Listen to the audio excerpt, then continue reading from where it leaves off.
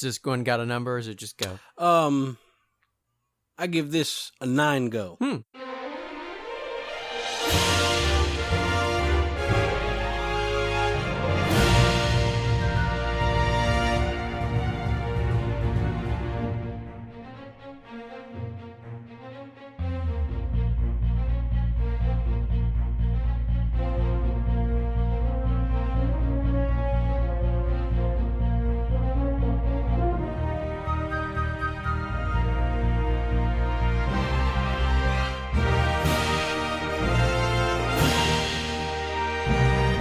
Hello, and welcome to the Rebels Cast, or Rebels Cast. Is there a thee? Is there not a thee? There's a thee when we say it. That's right. And so, but when you look it up on the internet, there's not a thee. Mm-hmm. So we add the thee. Mm-hmm. That's right. And who are we, the thee adders? Nick Weymouth? Brian O'Halloran. And Brian O'Halloran. Yes, that's right. He's not even supposed to be here today. You get 3 bonus points if you understand those references. So keep score. We should do that. We should have like a score game like next season. All of season 3, we should have little random references. Be like, okay, give yourself a certain number of points, and at the end of the season, someone could email in and be like, "Here's the points I have." And of course, they could lie, but you know, still, that'll be a fun game. Yeah. Yeah. And they could win a no prize. No prize, that's right. Our gratitude, which much like Anakin's, is not given easily. Gratitude or being impressed. It was one of the two. Remember that? Kiadi Mundi? Yeah. I got a whole bunch. What do I win? Anakin's like, here, have a lifesaver. Not a lightsaber, that's different. Yeah. So, Brian O'Halloran, what do other people call you? Josh Shaw. Yeah, I guess. Yeah. I'm gonna call you Brian. Okay. Yeah, that'd be great. And you can call me Brody Bruce. How about them apples? Or you can call me what was from Mallrats?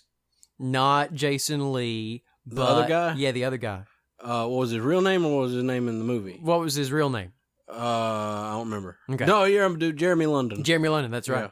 So you call me Jeremy London. Yeah. How about that? Or Jeremy's twin brother, who I forgot his name. Yeah, I don't remember that guy's name. But yeah. He should have been called Ben. Ben London. Ben London. Ben London. Benin. I've been in London all day. Benin. Benin. Been in London. Been in London. Bobby's on the horses, 2x2. You know the song? What song? The Big Ben song? Oh, yeah. The country guy sang it that sang King of the Road. Yeah. And it was on the episode of Friends. Yeah. When they went to London. Yeah. In London! So we are glad that you are with us today for this phantasmic episode of Rebels Cast, or The Rebels Cast, depending on who you are. We're going to talk about, again, 2 episodes of the show, as we usually do. And phantasmic is, that's a good word. You like that? Because there are some phantasms that we will deal with. Maybe phantasms, we don't know. Yeah, it's a question. So, what are you? What are you? We the world may never know. You're like the number of licks it takes to get to the center of a Tootsie Roll Pop, but the world may never know. But the owl, he'll just guess and lie. Yeah. 2 bite. 2 bite. It's 2. You're a liar, Owl. Mr. Owl. Excuse me, Mr. Owl. Owl is the guy from Winnie the Pooh. Right, about to say, if you just say Owl, then he's going to show up and be like, yeah, what do you want? Like, nothing. I wasn't talking to you. Well, then say Mr. Yes. So usually we mean, well, we did this last time. We formalized it last time. We always do this. Typically, our episodes begin with us rambling and then talking nerd stuff. But Josh has decided that we're going to do things a little bit differently today. So, Josh, would you like to tell them how we're going to do things differently today? Yeah, we're going to get the stupid Star Wars crap out of the way first, and then do fun stuff later. See, that's how we think about it. It's like, let's get through the Star Wars stuff so we can have fun. No, that's not true. But it is true that we're going to put the Inner Dorkdom minute that lasts an hour at the end of the episode. So that way you don't have to skip through anything. Yeah. That was my main reason of doing it, because the last episode, you put the little disclaimer, skip to so-and-so, Right. and it's like, we don't have to worry about that no more, Right. so let's just... And you're like, plus, when I listened to it, I was like, this is ridiculous. Like, hey, you're here to listen to this podcast about Star Wars Rebels. If you want to hear us talk about Star Wars Rebels, go forward an hour. What? That's dumb. Well, yeah, that's what we do. But we're gonna tone the dumbness down in that one small way. Yeah, we'll save the dumbness for the end. That's right. Put the dumb at the end. Yeah. Not at the beginning. Yeah. What about the middle? That's where Malcolm is. Never mind. That's true. Yeah. It's where Walter White is. Oh, is that where... That's right. That's right. That's right. It is where Walter White is. Scary as that may be. Yeah. And then it's also where the janitor from Scrubs is. Janitor from Scrubs. Because the show on ABC called The Middle, not Malcolm in the Middle, but just The Middle. Oh. And it's got the janitor from Scrubs in it, and it's got Ray Romano's wife, not his real wife, but his wife from Everybody Loves Raymond. Man, I can't stand her. Yeah, have you ever watched The Middle? No, she's actually much more. No, and I'm not talking about the actress. I'm talking about that character, Ray Romano's wife in that show. Fair enough.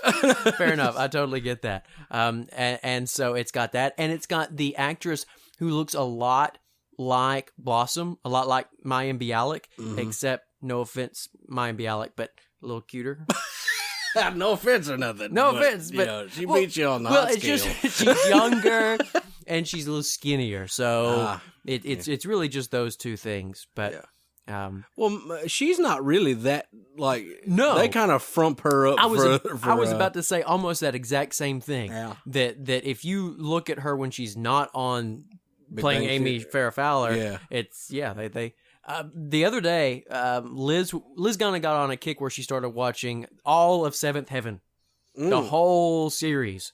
Yeah. And so with two Star Trek alums and Jeremy London and Jessica Biel and a whole bunch of other random people. And whatever happened to Jessica Biel? I don't know. She doesn't do anything anymore. But apparently, her and her actresses who played her sisters on that show still sometimes hang out. Yeah. So, they're all Seventh Heavening it together. Oh, okay. Yeah. But so now why did I bring that up? Oh yes, because there was an episode of the show with Mayim Bialik. Oh. And she and this other random actor who don't think did anything, big, were playing a couple who were going to get married, and they were going to go to marriage counseling, and they were going to go to Commander Decker, but Commander Decker had dealt with them in the past and ended up putting it off on Jeremy London. Mm-hmm. And so that was kind of the setup. But anyway, I'm sitting there watching, and I'm like, hello, Amy Farrah Fowler. Hello. Because they weren't frumping her up, Exactly. And it's like, because Mayim Bialik is a pretty lady. Yeah. So, So what does that mean about the other girl who's got a beat? Now who's cooter? Oh, I don't know. It just depends. I'm off a Klimt now, and I feel awkward because I'm judging women based on their looks. No, I'm not. Because what's funny about Amy Farrah Fowler / Mayim Bialik is they both have PhDs in neuroscience, which is crazy. Yeah. So take that in your pipe. Well, smoke it.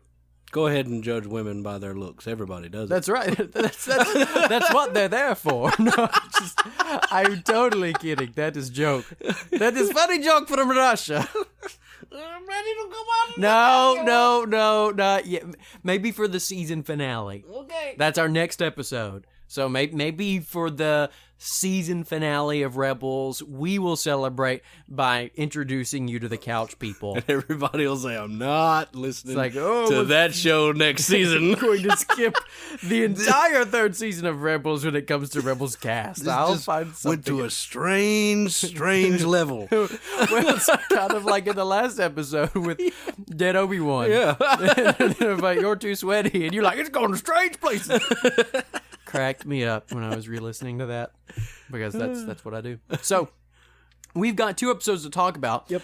But we will go ahead and point out that as we just sort of alluded to, next episode of Rebels Cast is the last episode of the season, because there are currently only 3 episodes left. in the season, and the last 2 are really one big episode. In fact, they are blah blah blah name of the episode part 1 and blah blah blah name of the episode part 2. Well, on at the end of the droid episode, Disney did not want us to know what's happening in the next episode, but they were like, on the next episode, and then there's like just a big compilation of stuff we've already seen, and then there's all new episode of Rebels next week. It's like, not like what we showed you. Yeah, I don't know what it's going to be about. Yes.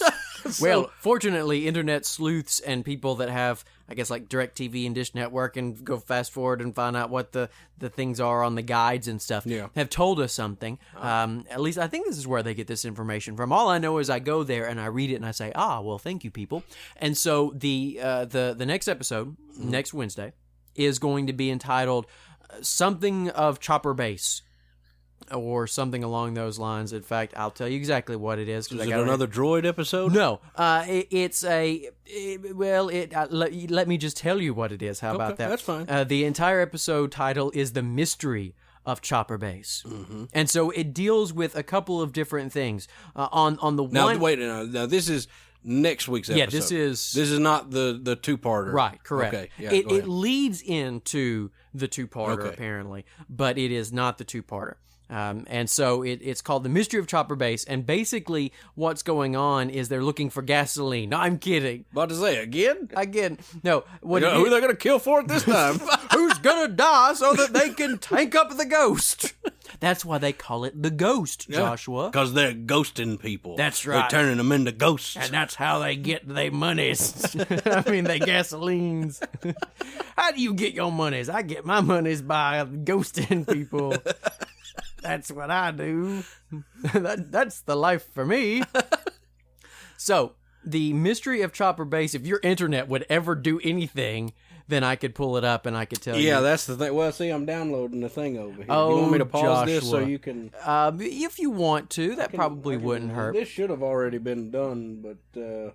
Why not do it during the middle of an episode? Well, my internet's just ridiculously stupid slow. That's like a less than a gig file. Wow. And it's been downloading the entire time you've been here. That's crazy. That's absolutely crazy. So anyway, go ahead. Josh needs better internet. That's the moral of that story. Very badly. So it deals with two things. As the internet hopefully will pull this up eventually, I'll fill you in. But there's something going on Chopper Base, which apparently is what they're calling it, or at least the title of the episode is calling it that.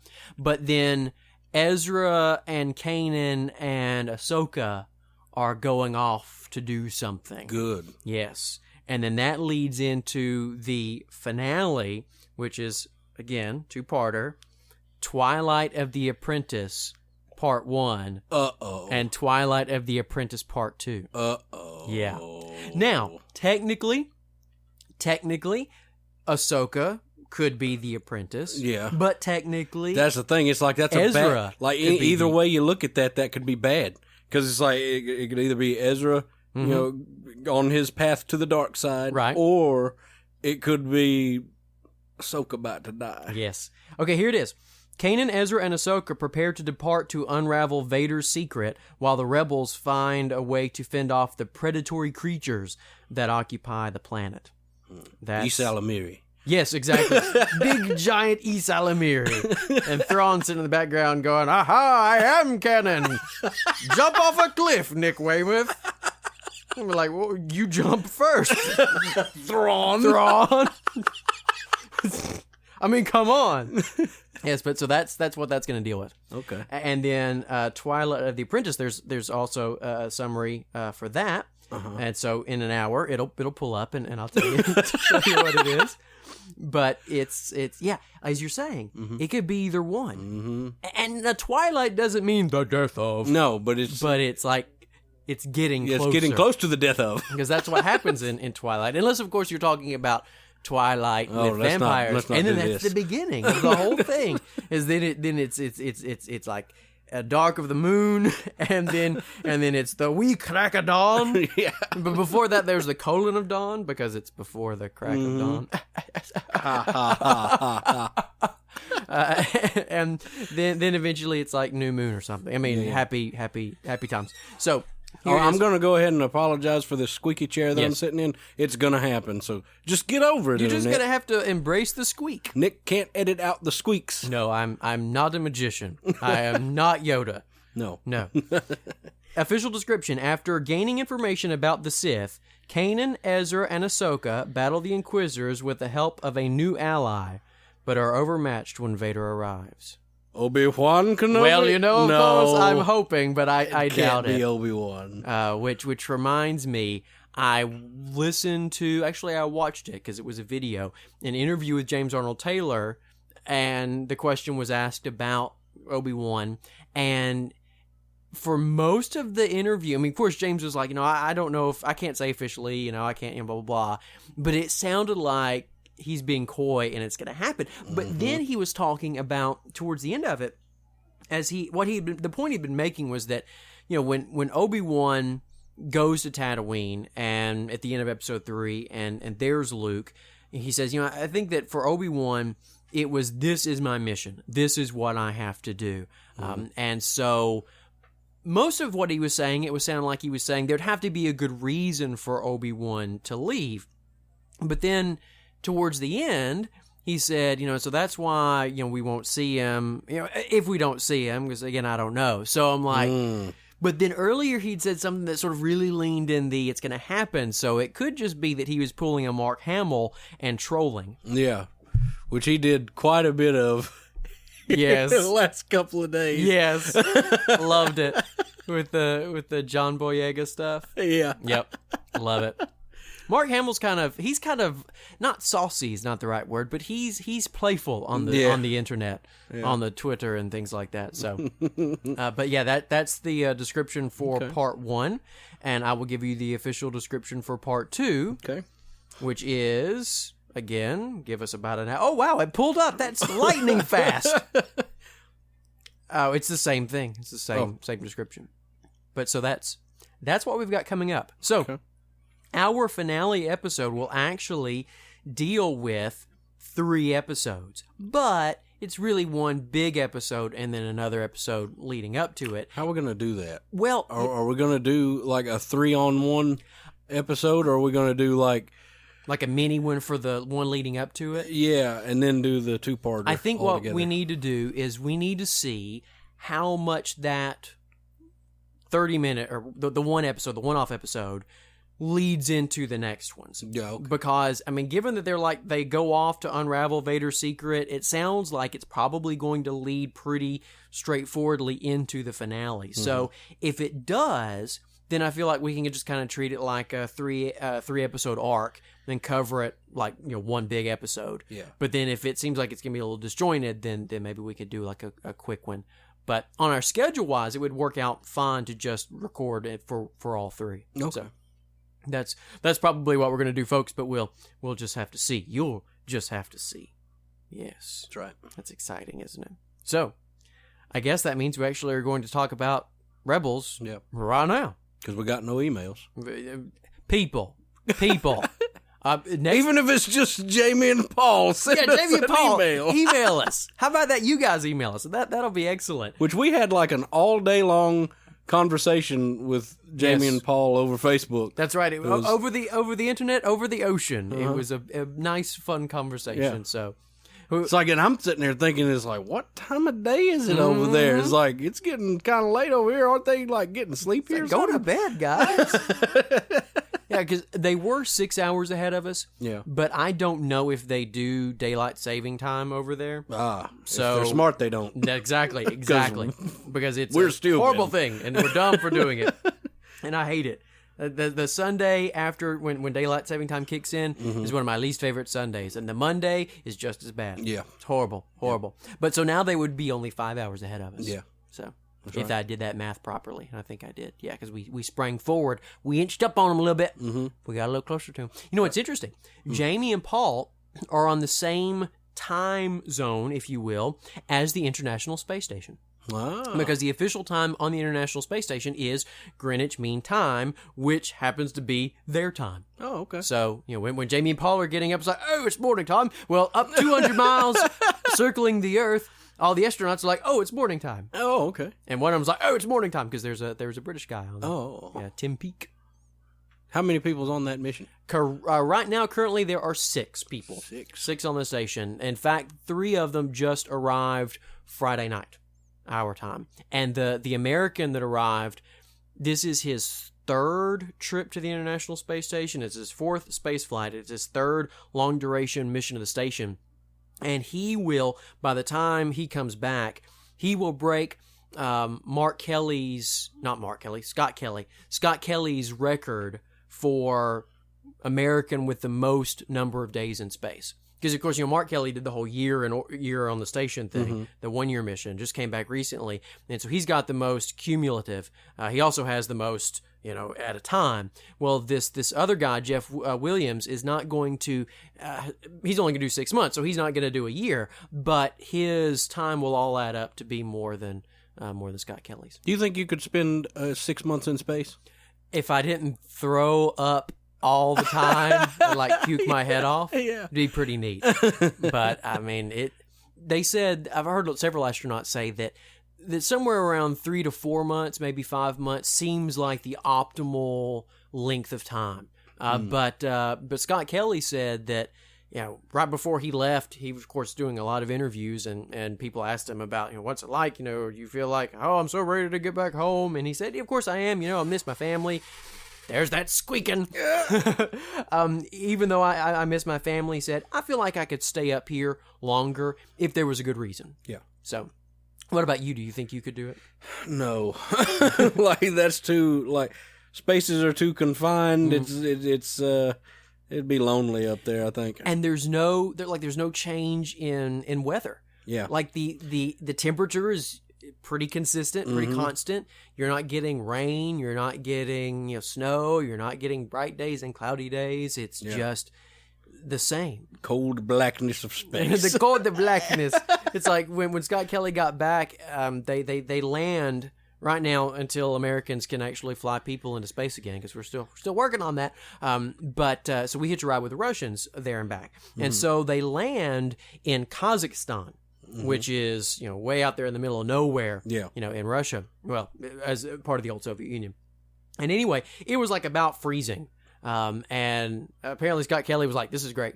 He's like, I love it, because it was cold and there's smells. And then he posted a video, when he finally got home to his house in Houston and just jumped right in the pool, because the whole idea of I'm swimming, and it's so, I think that he said that the change from the monotony of your environment to all the various things that you experience on Earth was really the thing that he missed the most, and the thing he was enjoying the most.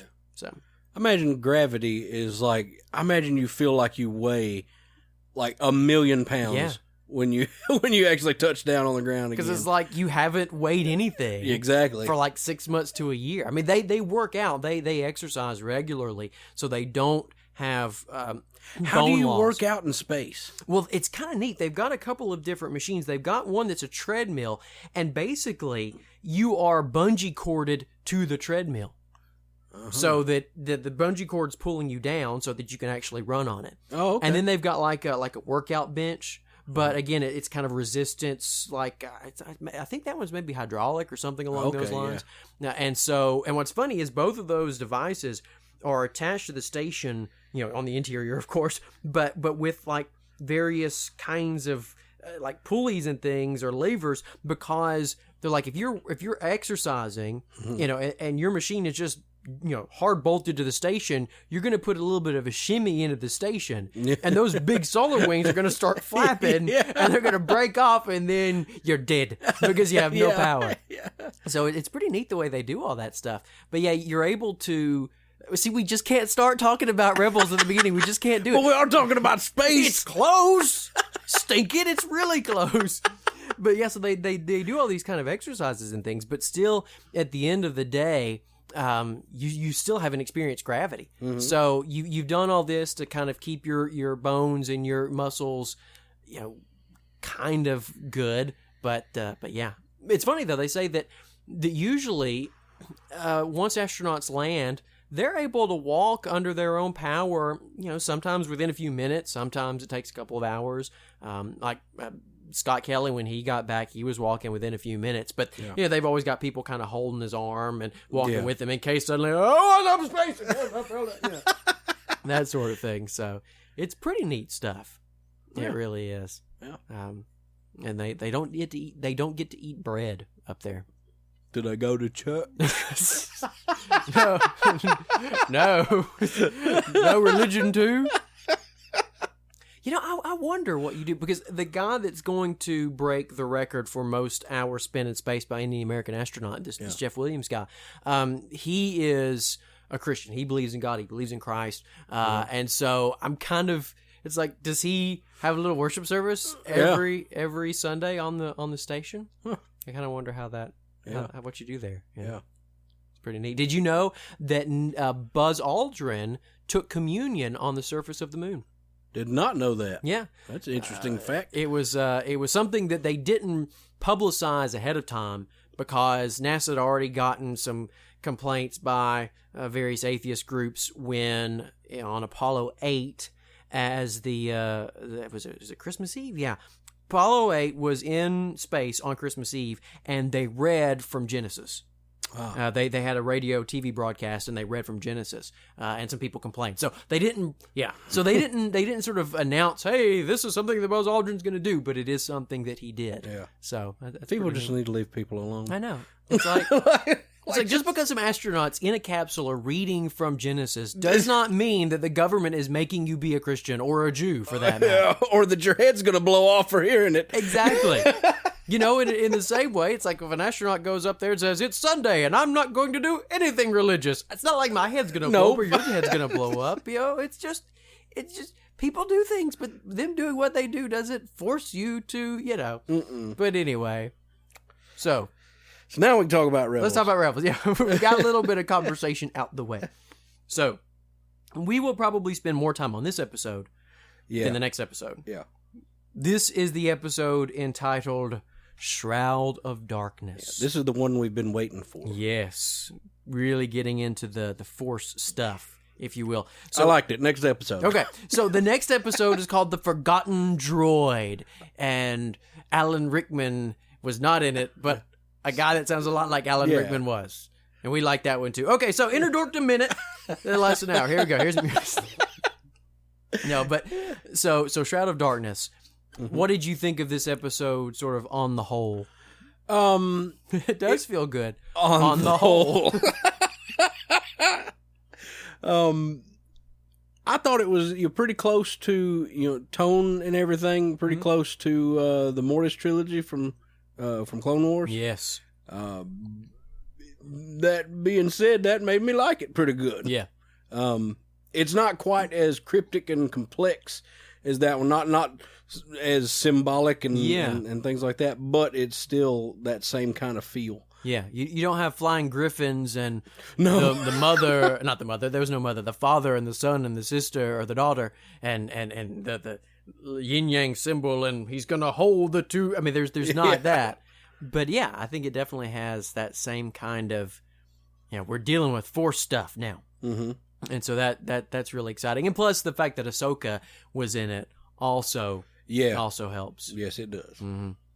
Oh, man, they real quick talking about Ahsoka, talking about the next episodes, the finale. It's gonna have something to do with Ahsoka, big deal, because the thing that they Lucasfilm released a little video, and I think it was either IO9 or Gizmodo or one of those websites sort of had exclusive rights to it at the beginning, but it was.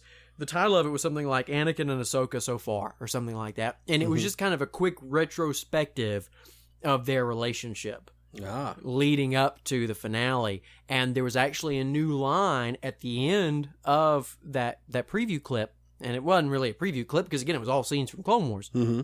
Except at the very end, there was Darth Vader talking, and it was, of course, James Earl Jones, because he loves Star Wars. Right. And he said something like, I've been waiting for this meeting for a long time, or something like that. Ooh. So hairs on my neck just stood up. Yes. But people are tricky in trailers. Yeah. So, he could be talking to Kanaan for all we know. True. But probably not. Probably not. This is going to be a big deal. And it begins here. Mm-hmm. So what we're going to do, I was going to write my own summary, because if you remember last time, we decided to jettison Wikipedia right there in the middle. Yeah. But I didn't. But there is a Star Wars Rebels wiki page or wiki site that's just Star Wars Rebels, and its summaries do not appear to be as long. Good. And do not appear to use the full names of characters all the time. That's good. That's Yes. real good. So we're going to start with that. Now there will be a point when I will probably divert back to the Wikipedia page, but that's simply when we get to some of the Force stuff. I just want to kind of make sure that we cover what we want to cover, that we don't forget something. But by and large, we're going to go with this Star Wars Rebels wiki and see how that goes. Okay. Shall we then? Sounds good to me. All right. So, during a search for a base for the rebellion, and of course that's kind of been one of the ongoing themes, it's the search for a base, and as we alluded to earlier, and we'll talk about again when we talk about the Forgotten Droid, the search for gasoline. Yep. That's what it's all about. And the search for Spock. That's right. That exactly. There's also that. Remember. Get in the closet, flyboy. You want an adventure? Here it is. I'll have him eating out of my hand. Whoa! Calm down, Uhura. It's a little awkward there. You're bringing up some kind of mild innuendo. Anyway. So I guess that's kind of number one. Yeah. Yeah, so that's number one. And that's number two. Yes, it is. Mm-hmm. Okay, so the search for Spock, the search for gas, the search for the base. Today they're searching for the base. Ezra and Kanaan barely escape from another encounter with the Inquisitors. Both Master and Padawan agree that it was becoming a problem that could endanger the rebellion. What did you think about this? Because, of course, I'm thinking Episode 6. I'm thinking, I'm endangering the mission. I shouldn't have come. That whole Luke issue that Luke faced of when you're a Force user, you kind of are, in a sense, always setting off a homing beacon to other people who are Force aware, saying, look, there's someone here. I didn't think about it that way. Yeah. I was kind of like, oh, why are they fighting Inquisitors at the opening of an episode? Like, why didn't we see this, like, the lead up to this or anything? This is just kind of odd that it's out of nowhere. But it's like the episode always begins with, something. A lot of them have done that, where it's like there's something going on before that we didn't get to see. Again, usually it's we ran out of gas. Right, yeah. It's like somehow we ran out of gas and now we need gas. But today it's this fight. But yeah, I just kind of figured that it's that whole, we can sense you, Johnny. They're coming to get you, Barbara. Give yourself 5 points if you know what that's from. Yeah. But yeah, I mean, looking at it that way, though, I mean, that makes that a little bit more interesting and make a little bit more sense. Yeah. It really means that the Jedi are both a strength and a liability, because they can't just turn it off. Right. I just can't turn it off. The women love me, and I can't do anything about it. Can't turn it off. Unless they find a way to defeat them, it would be impossible to find a suitable base for the rebels. So this is the concern. Understanding they need some advice. Okay, well that's something I didn't pay attention to either. Like, that means that, or pretty much that right there gives a reason for why the Inquisitors aren't around at the time of Episode 4. Yeah. Because the rebels had already had 2 bases by that point. Right, exactly. So it's kind of like, hey, we figured that problem out. Yeah. In some way, yeah. So I guess they'll all be dead, and then will they all show up as ghosts? Maybe. Ooh, maybe they'll be good guys. Yes, you never know. I'm excited to talk about that part. Okay, so understanding that they need some advice, Kanaan and Ezra meet up with the Ghost away from the rebel fleet. Also on board is Ahsoka Tano. Ezra goes in and finds her in her cabin watching a hologram recording of Anakin teaching Form 4. If you're a big nerd, lightsaber. I'm not judging you. If you're a big nerd, we're big nerds. It's all good. Teaching Form 4 lightsaber tactics. Ezra joined her and admitted his admiration for her former master. Yeah. So what do you think of that? That's pretty sweet. Like, but I wonder why they chose to give him the outfit design they did. Yeah, it's like he never wore that. He never wore that. He wore 2 episodes for that entire 3 or 4 year. Did I say episodes? Yeah, you did. He wore 2 episodes. They're going to steal the character. Shut up, Josh. Yeah, he wore 2 outfits the entire 3 or 4 years that the Clone Wars raged on. And it was never that. Never that. He slept in those clothes. Never that. And it was so weird seeing Anakin in the Rebels look. Yeah. It's like, that's not quite him. Yeah. But then you close your eyes, it's like, oh, that's him. Yeah, that's him. That's him. So I thought that was a nice little touch. Because when we knew that Anakin was going to be in the episode. Right. And so how they were going to do it, obviously we figured there's going to be some sort of Force thing, but it was nice there was this little hologram recording deal too. Yeah. And so, let's see, to both Ezra and Ahsoka, Anakin was the greatest warrior the Jedi had in the Clone Wars, and of course was very powerful. He cared deeply about his friends, always looked out for them, and apparently, what do you think about this? Ahsoka never knew what happened to him after the war. I mean, you would that just think... She just kind of just fell off, like, and which is kind of... It's kind of odd, too, because we know that would not have been the case had Clone Wars kept going. Right. Because she was going to show up. Yeah. They had done design work on her in the show Non-Jedi. Yeah. So now they've I wouldn't say they've changed the canon because it was never, they changed the plan. They changed the plan for sure. Yeah. Yeah. It's no longer. Now, basically, the plan is the last time we saw her was the last time anybody saw her. At least the last time she saw anybody or saw him. Yeah, because Ezra wonders what happened to him, but she says she doesn't know for sure. She explains that the last time that she saw him was when he rushed off to rescue Supreme Chancellor Palpatine.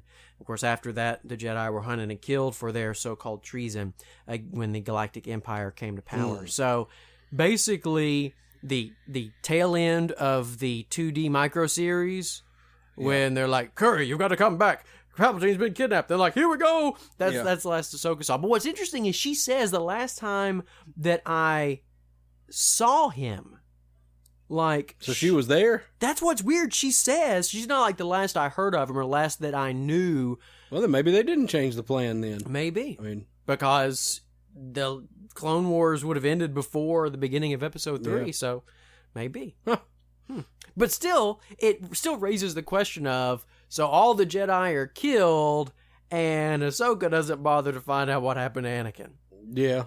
I mean, obviously... Well, but I mean, at the same time, I mean, she's kind of got to do the same thing that Obi-Wan and Yoda are doing. I mean, she's got to lay low. Yeah, she got to lay low, because... everybody knows who she is. I mean, like, Palpatine knows who she is. Oh, yeah. So, her best bet is to keep out of the limelight. Yeah. And what's funny is, it's her best bet and she realizes it, but she doesn't realize how much it's her best bet. Yeah. Because until the beginning of this season, she doesn't know that Anakin is Vader. So she doesn't realize, oh, I'm a really big deal because I'm Darth Vader's former apprentice. Yeah. And so you got to imagine what that was like for her at the beginning of the season when she found that out. Mm-hmm. Not just from the standpoint, of course, the big thing being that, oh my goodness, Anakin turned evil. But then she's got to, at some point later, you can imagine like she's going to bed that night and she's like, well, wait a minute. Yeah. What does that mean for me in terms of the Empire's concern about me? And just, and then her involvement with the rebellion and then again, the whole, homing beacon deal. And it really brings up some interesting things. But it also, from the other point of view, later on in the episode when Ahsoka's having her vision of Anakin, and Anakin basically complains that you left, you abandoned me. Mm-hmm. I mean, yeah, and then episode 3 happens, and she doesn't know whether he lives or dies, and she doesn't find out. It's like, from Anakin's point of view, it's like, well, you never came to look for me. Yeah. I mean, true. So now still, I think she's got the valid point, but nonetheless, it's pretty neat stuff. So Kanaan comes in and shares his fear that the Inquisitors are going to continue to be a threat. Ahsoka agrees and recounts how Anakin used to turn to the wisdom of Jedi like Obi-Wan Kenobi and Yoda in times of crisis. Yeah. But we're only going to get one of them. We're only going to talk to Yoda. I'm going to talk to green British magician. But Kanaan has an idea to go back to the Jedi Temple on Lothal, where Kanaan and Ezra once spoke to Master Yoda from afar. So they get on board the Phantom without telling anybody where they're going to keep everybody safe. Hera and Zeb and Sabine watch them leave, and Sabine, when she asks where they're going, Hera replied that it was sometimes better not to know. Yes. Indeed. So, they make it to the temple on Lothal, the big Marge Simpson beehive looking thing. And so the gimmick here is they're like, oh, we got to lift it up, the door. Oh, it keeps going. Oh, there's another door. Yeah. Well, where's the door going? Didn't someone actually say that? Yeah, he did. I think Ezra's like, did. Where's the door going? That's a quotable quote. That's what you put on a T-shirt. You're like, use the Force, Luke, or, once those droids take control of the surface, they'll take control of you. If you're me, you put that on a shirt. Where's the door going? Ezra Bridger. Good job with your new character, guys. Where's the door going? But maybe it is deeper. No, it just means that there's another door. There's a door to the basement. A new passage leads them to a new chamber. So the Jedi go in. Chopper stands watch. After the door behind them is sealed, Kanaan, Ezra, and Ahsoka gather in the center of the chamber. They get on their knees. They got down on their knees. And they began to pray. There you go. California dream. On such a winter's day. Or such a Lothal day. They've been waiting for Vader. He's so mean. He might really be Anakin. Ahsoka saw it in a dream. We are musicians. We open our mouth and beautiful music comes out. We are much like Dave Mustaine's guitar. That's right. Give yourself 30 points if you got that reference. Man, I'm awesome. I got it. Yes. I got that reference to a random obscure YouTube video where he was interviewed. Don't give them hints, Joshua. Oh, I'm sorry. Oh, you're ruining the game. We never have fun with you. So where were we? Oh, yes, 38327. They begin to meditate, hoping that Yoda would contact them. Before long, Kanaan spots a doorway of light, so they open up the imaging chamber. Because that's basically what the door was. Pretty much it, Pretty much what the door was, quantum leap. And he enters it. And so Kanaan finds himself in the presence of the Temple Guard, the Jedi Temple Guard. Did we know about these cats beforehand? I can't remember them. I can't either. But, maybe it's just me being dumb. Yeah. And you being dumb. Yeah. I would never call you dumb. Yeah. But maybe. But maybe you might be dumb. I might be. No, there were guards, like outside, but I don't remember them being like a thing. No. Maybe this is one of those EU migration things. I don't know. It could be. But either way, I thought they were pretty cool. Yo, yeah, I like the design. Mm-hmm. I love the nunchaku thing they have, and whoops it out to be a double-bladed lightsaber. Yeah. That is awesome. Oh yeah. And this whole notion that they're sort of like the best of the best. Yeah. It's like, but then you're just hanging out at the temple? You're the best of the best. Go out and fight. Why are we putting it to girls wearing half-naked clothing? Well, I wonder if it's like an old Republic type thing. Yeah. Maybe by the time we see them in episode 1, the Temple Guards don't really exist anymore. But maybe just Kanaan knows about them. Yeah, could be. Well, no, I don't think so. Given who this guard is, he could be really old. Well, I guess it's possible. I don't know how old those guys are. I don't know. But anyway, so let's see. Kanaan goes in, sees the Jedi Temple Guard adorned in the guardsman armor and the helmet. This sentinel has wondered when Kanaan would return. Kanaan tells him that he seeks the means to stop Darth Vader and the Inquisitors. The sentinel claims that fighting is futile. Just like resistance. Exactly. And that's number 3. Yes, it is. And that fighting would lead, and I thought this was really neat stuff. I mean, because basically someone just comes out and says, look, if you do this, it's going to break everything. Fighting is futile. It's going to lead to the fall of the rebellion, as well as something much worse, Ezra's fall to the dark side of the Force. So this was definitely a theme that was hinted at, that was dealt with on multiple fronts in this episode. it's the Sentinel's talking about it directly, and then, of course, Yoda's kind of skirting around it when he's talking to Ezra himself. Mm-hmm. So, definitely might be setting up for something along those lines.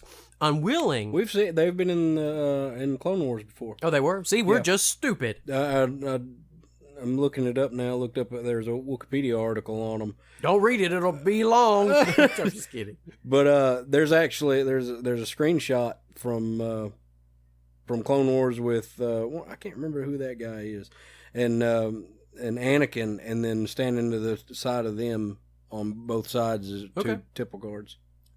They kind of, in my opinion, they look kind of cooler in the Clone Wars style, though. Well, like everything else. I was about to say, no offense to people working on Rebels, but that's, pretty much, for my money, that's pretty much the case for everything. Again, except for Numa, just because she looked creepy and emaciated as a kid. Although, now that I'm thinking about it, her emaciatedness might have been on purpose, given that it was, Ryloth was under siege and everything. Right. She might have supposed to have been kind of malnourished. Yeah. So maybe I shouldn't judge the girl or the people that designed her. The Jedi Temple Guards were first introduced in Sabotage, the 17th episode of the 5th season of the Star Wars Clone Wars television series. So the finale, as it's ramping Sabotage! Yeah! Captain Kirk driving a car, listening to 200-year-old music. Why? Why would he do that? You can't. You mean to tell me that in the span of a couple centuries, nobody came up with a better song that channels the energy of rebellious youth? The Beastie Boys were it. Like, humanity's output of rebellious youth music topped out with Sabotage. We couldn't do any better than that. I mean, granted, in the more sort of 80s, you had, we're not gonna take it. No! We ain't gonna take it. And so, maybe but really, that's it. That's the top. The tip of the top, the cream of the crop is the Beastie Boys, apparently, and there we stop. Not so sure about that, people who made that Star Trek movie. So, let's see, where were we? Yes. Mr. Kanaan, or as I called him last time, the green guy. Green guy. Green guy. Green guy. Green shirt. Sometimes it happens. We just lose our brains. So, what did you think about this? The green guy, Kanaan, was unwilling to basically listen to what the Sentinel says. Because the Sentinel tells him, if you continue to fight, the rebellion will be crushed, the Empire will win, and Ezra will turn to the dark side. And so instead of listening to that, Kanaan's thought is, no. Well, I mean, Luke did the same thing. Yeah, exactly. I mean, Yoda tells him, no, your friends will die. Something you might. But destroy everything for its effort. And he was wrong. What's up with that, Yoda? Apparently not so smart. I think it's just getting to the point where the Jedi just aren't really smart enough. No. We're not really intelligent so much as we just... No, only one prophecy in Star Wars ever came true. Every time somebody else foresees something, it's always wrong. Every single time. Especially like the Emperor's like, I have foreseen it. It's like someone goes, the Emperor foreseen it. Bet against it. Right. The Emperor foreseen that guy wins, so bet against him. He won't let you down. That's Back to the Future number one. Yes, it is. That's right. I have to pause so we can appreciate and bask in the moment of the have you noticed that sometimes we'll make a reference and we'll stop like, wasn't that fun? Did you get it? Did you get that? I got that. You didn't get that? Yes. And so, Kanaan is not going to let his student down, and so the lightsaber comes out, and they start fighting, go back inside. Mm-hmm. In this room that definitely has a dojo kind of vibe to it. What did you think about the whole infusion of the sort of Japanese cultural iconography there in with the Jedi? Because, it really kind of makes sense historically, given sort of the roots of Jedi. Yeah, where they came from. Yeah. As it's all ripping off of Akira Kurosawa. Pretty much. Yeah, so there you go. As Kanaan and the Sentinel fight, Chopper detects some incoming Imperials and flees as the Inquisitors arrive. The 5th brother and the 7th sister and the 12th cousin. Not the 12th cousin. He's back home. He's watching television. He's going to make them some grilled cheese sandwiches for lunch when they get back. I don't know why. I don't know why. I mean, that's just what he does. Ask him. She deploys what they're calling a Parrot droid to scan the structure and realize that this is a Jedi temple and their prey are inside. Meanwhile, Ezra and Ahsoka Ezra asks Ahsoka about Yoda and says that Kanaan described him as small, green, and a wise Jedi Master, but he didn't really know what he was like. Ahsoka recalls how Yoda, who once taught all the Jedi younglings, booyah! Yep. Again, just in case we had not accepted it and we're still bitter that, no, in the movies, the original trilogy, Obi-Wan says, the Jedi Master who instructed me, but then it was Qui-Gon Jinn. What's that all about? He's what we already sort of saw in episode 2. Here it is again. Yep. So leave George Lucas and old Obi-Wan and Qui-Gon Jinn definitely alone. You don't want to mess with Qui-Gon Jinn. No. He will get you. He will find you. He has a very special set of skills. Skills that he has acquired over a lifetime of training. If you let his daughter go... He has a daughter? I don't know. Maybe him and Shmi. Oh, no. No, not Shmi. No. You're wrecking it, Nick. You're ruining it. Stop. You're breaking my heart. I remember when people would just mock her incessantly for that. I thought that line was fine. Me too. I mean, I have problems with several lines in the prequels, but not that one. Not that one. It's probably true. What about that one? That one's... But now be honest. Did it bother you because of the way it was delivered or because she looked like a skeleton wearing a dress delivering it? Probably that. Let's be honest. When she turns, it's like, whoa. Well, their both of their bits of dialogue are kind of wonky there, and it's not the line. Yeah, it's the delivery. And what's funny with that one is they're supposed to be being playfully silly, right? But it doesn't come off like quite. Well, it comes off as too on the nose of them being playfully silly, almost like. We know how you felt in episode 2. Yeah. Hey movie, or hey audience, we're playing. Trust us, we're playing. Yeah. I got you. I understand that movie. Tone it down a little bit. Yeah. I can see that. I don't feel like, I think maybe as much as you, but I can see that. And I can see it more with Padme than with Anakin. But maybe that's just because, I feel bad for Hayden Christensen and think he's not as bad as people make him out. He's definitely not. No. Because that's the thing. There are lots of parts of that movie, especially episode 3, where it's like he nails it, and you got to be mean to think that he doesn't nail it. Yeah. I mean, it seems to me, but I digress. So talking about Yoda, Ahsoka recalls how Yoda, who did teach all the younglings or most of them back in the day, was once happy, but when the Clone Wars began, it filled him with deep sorrow. As she speaks, Ezra disappears. Yeah. Yes. And finds himself in the same chamber where he previously spoke to Yoda. Yeah. But this time... Well, he's like floating in space, and he's like, I know this place. Like, you mean space? The place that you can jump from one ship to another? I mean, the place where your best friend, the whales, live? Yeah. Is that what you mean? I know this place. Okay, genius. Or is he supposed to be like Data, and he can just like look around and be like, I can triangulate my position by looking at the stars? Yeah. I don't think so. I don't think it's that. He's no Data. No, sir. I know Data, and you, sir, are no Data. No. But so he's in this, this space, and he gets to talk to Yoda. Yoda is communicating with him from afar. Ezra can now see him, as we talked about last time, because his powers are growing. Powers that Yoda says come with great danger. Mm-hmm. So, having a couple of weeks to mull it over, what do you think they're going to... If you had to bet, what would your bet be on what they're going to do with Ezra Bridger? The man who one time said, where's the door going? I still think that he's going to turn to the dark side. Okay. But he'll come back. Which I wish he wouldn't, but I think he will. But I mean, one of the reasons I hope they don't is just because that gives a place for his character to go. Yeah, like because he can't be Luke. He can't do the Luke exactly. thing.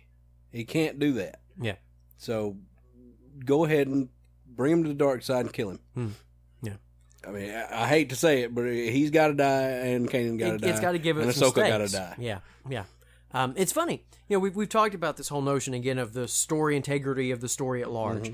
And this struggle between doing what right now would be cool and what, generally speaking, larger picture keeps the whole story working. I think James Arnold Taylor is feeling that as well. Because in that interview that I mentioned, when he was talking about whether Obi-Wan was going to show up, he didn't come around down and say it in exactly those words, but that was clearly the idea. And he even said something about sort of, on the one hand it'd be neat, but on the other hand, so I think James is feeling that a little bit himself. But what's funny is that doesn't preclude him being involved, just via conversation every now and then. No. If because he makes this point that, he thinks that Obi-Wan's main job, that Obi-Wan understood it to be, I'm going to watch this kid. But you can watch the kid and have a phone call. Well, and two, you can still do stuff with Obi-Wan, just if you really don't want to take him off Tatooine, don't. Yeah. It's like, just have him do stuff on Tatooine. Well, and he mentioned the book Kenobi. Yeah. That's basically the Western with Obi-Wan. I mean, he said, I love that book. He said, I think it really captures that vibe, that notion, and tells a great story. So, but don't count. I know. Bummer. It's like, can we just back it up like one or two books so that we can put that one in? Yeah, but then we'd have to let them all, Nick. No, we don't. Just because we let in the Obi-Wan Kenobi Western does not mean we have to let in all of that crazy Emperor clone business. There's a difference. Can we let in Shadows of the Empire, though? Well, I really want to. I love that. What about the Rogue Squadron books? Well. What about the other books that you like? That's actually, we about named them all. That's about it. I like the prequel books, but whatever. I don't know, Josh. I just want Kenobi. I just want that book to count in my brain, in my mind. Yeah. I don't know. And Shadows of the Empire too. Yeah. Yeah. You could do that. That could be. I'm fine with all the books being non-canon forever. Yeah. Just to keep the stuff out. Just to keep the trash out. There's a dog, and the dog agrees. Dog. I like that. Yeah, we're going to keep all the books not canon to keep the trash out. Yeah. We'll get that riff-raff out of here. Yeah. Yeah. All right, so there you go. So let's see. Continuing on then. We cut back to Kanaan and the Sentinel still dueling. The Sentinel is surprised by how little Kanaan knows about the art of lightsaber combat, but Kanaan says he knows enough and continues the duel. For greater power during the duel, Kanaan grabs one of the mini lightsabers that hang on the shelf, and to his surprise ignites a red lightsaber wielding two blades against the Sentinel. The Sentinel, now flanked by other Jedi Temple guards, says that Kanaan will never be strong enough to protect Ezra from the dark side. For his failure, the Sentinel says that Kanaan will perish. So again, it brings up this point that we jokingly made a minute ago, which is that nobody in the Force who has visions is ever right. So it's like, is this correct? I mean, is this telling us that they're going to have to take a different approach? Is this the show's way of dealing with the very problem we keep talking about? Yeah. Is this setting up for your Jedi are going to have to go away? Yeah. Because, and in universe, it's because if they do, for whatever reason, and the Force isn't completely telling us, but for whatever reason, if they don't go away, the good guys are going to lose. I think that would actually be pretty interesting stuff. Yeah. And of course, it also may be hinting at the show will only last so long, but and Kanaan won't be in episode 4. but maybe that's part of what it is. I hope it is. I hope this is one of those cases where this dude is exactly right. Yep. He is not spinning. This is not some test to see whether you accept defeat or not. And I don't think it is, because I think it's a different kind of test, as we'll see in a minute. Not Johnny Test, but James Earl Taylor. Yeah. I know, Nick. I've never seen that show. I just know he does the voice. But I hope it's not that sort of test of you've been told negative things, but you've got to have faith. Yeah. I think it's nope. This is it. Yep. Pretty much saying y'all gotta die. Your dad is gonna die. That's from the movie. What's the movie called? Big Fish. Oh, yeah. Did you ever see Big Fish? Mm-hmm. Yeah. It's a good movie. It's filmed here in Alabama. In Alabama. Set in Alabama and filmed in Alabama. That's right. Take that, Forrest Gump. And Sweet Home Alabama. And, I don't know. But Swamp Thing was the inverse. Not set in Alabama. But filmed partially in Alabama. So was Friday the 13th, Part 7. Yes, that's right. The great films of Hollywood. The ones that win Academy Awards That's for right. best movie ever made. As Spock would say, the Giants. You remember from Star Trek 4? Yeah. You know? Yeah. Yeah. Oh, love it. Love it. So, Kanaan is gonna die. Mm-hmm. Now we cut to Ahsoka. Little Ahsoka. Continues to meditate and hears the voice of Anakin Skywalker calling to her. This manifestation of Anakin, who appears behind her, asks her why she left when he still needed her. Mm-hmm. And that's the thing I love about this. That's a valid point. But Ahsoka had a valid point when she left. Mm-hmm. The solution that George and Dave came up with for how to keep Ahsoka from dying in Order 66 was brilliant. Yeah, it was. Because it wasn't what we expected, one, so you had the element of surprise, and then two, it brings up depth because it's one of those things where everybody has a valid point. Ahsoka did indeed feel betrayed, and she did indeed sort of have this need to go on her own. But on the other hand, Anakin was right that he left her. Yeah. In a difficult time. And Obi-Wan was right that she made a decision based on a lot of emotion and maybe not thinking long term. So everybody has something accurate to say. Yeah. Which is the interesting kind of quandaries. That's right. Yes. And so she tells him that she made a choice. He berates her for being selfish. Do we think that Ahsoka was selfish? No, but I can see Anakin feeling like she was being selfish. Yeah. It was definitely a self-interested decision.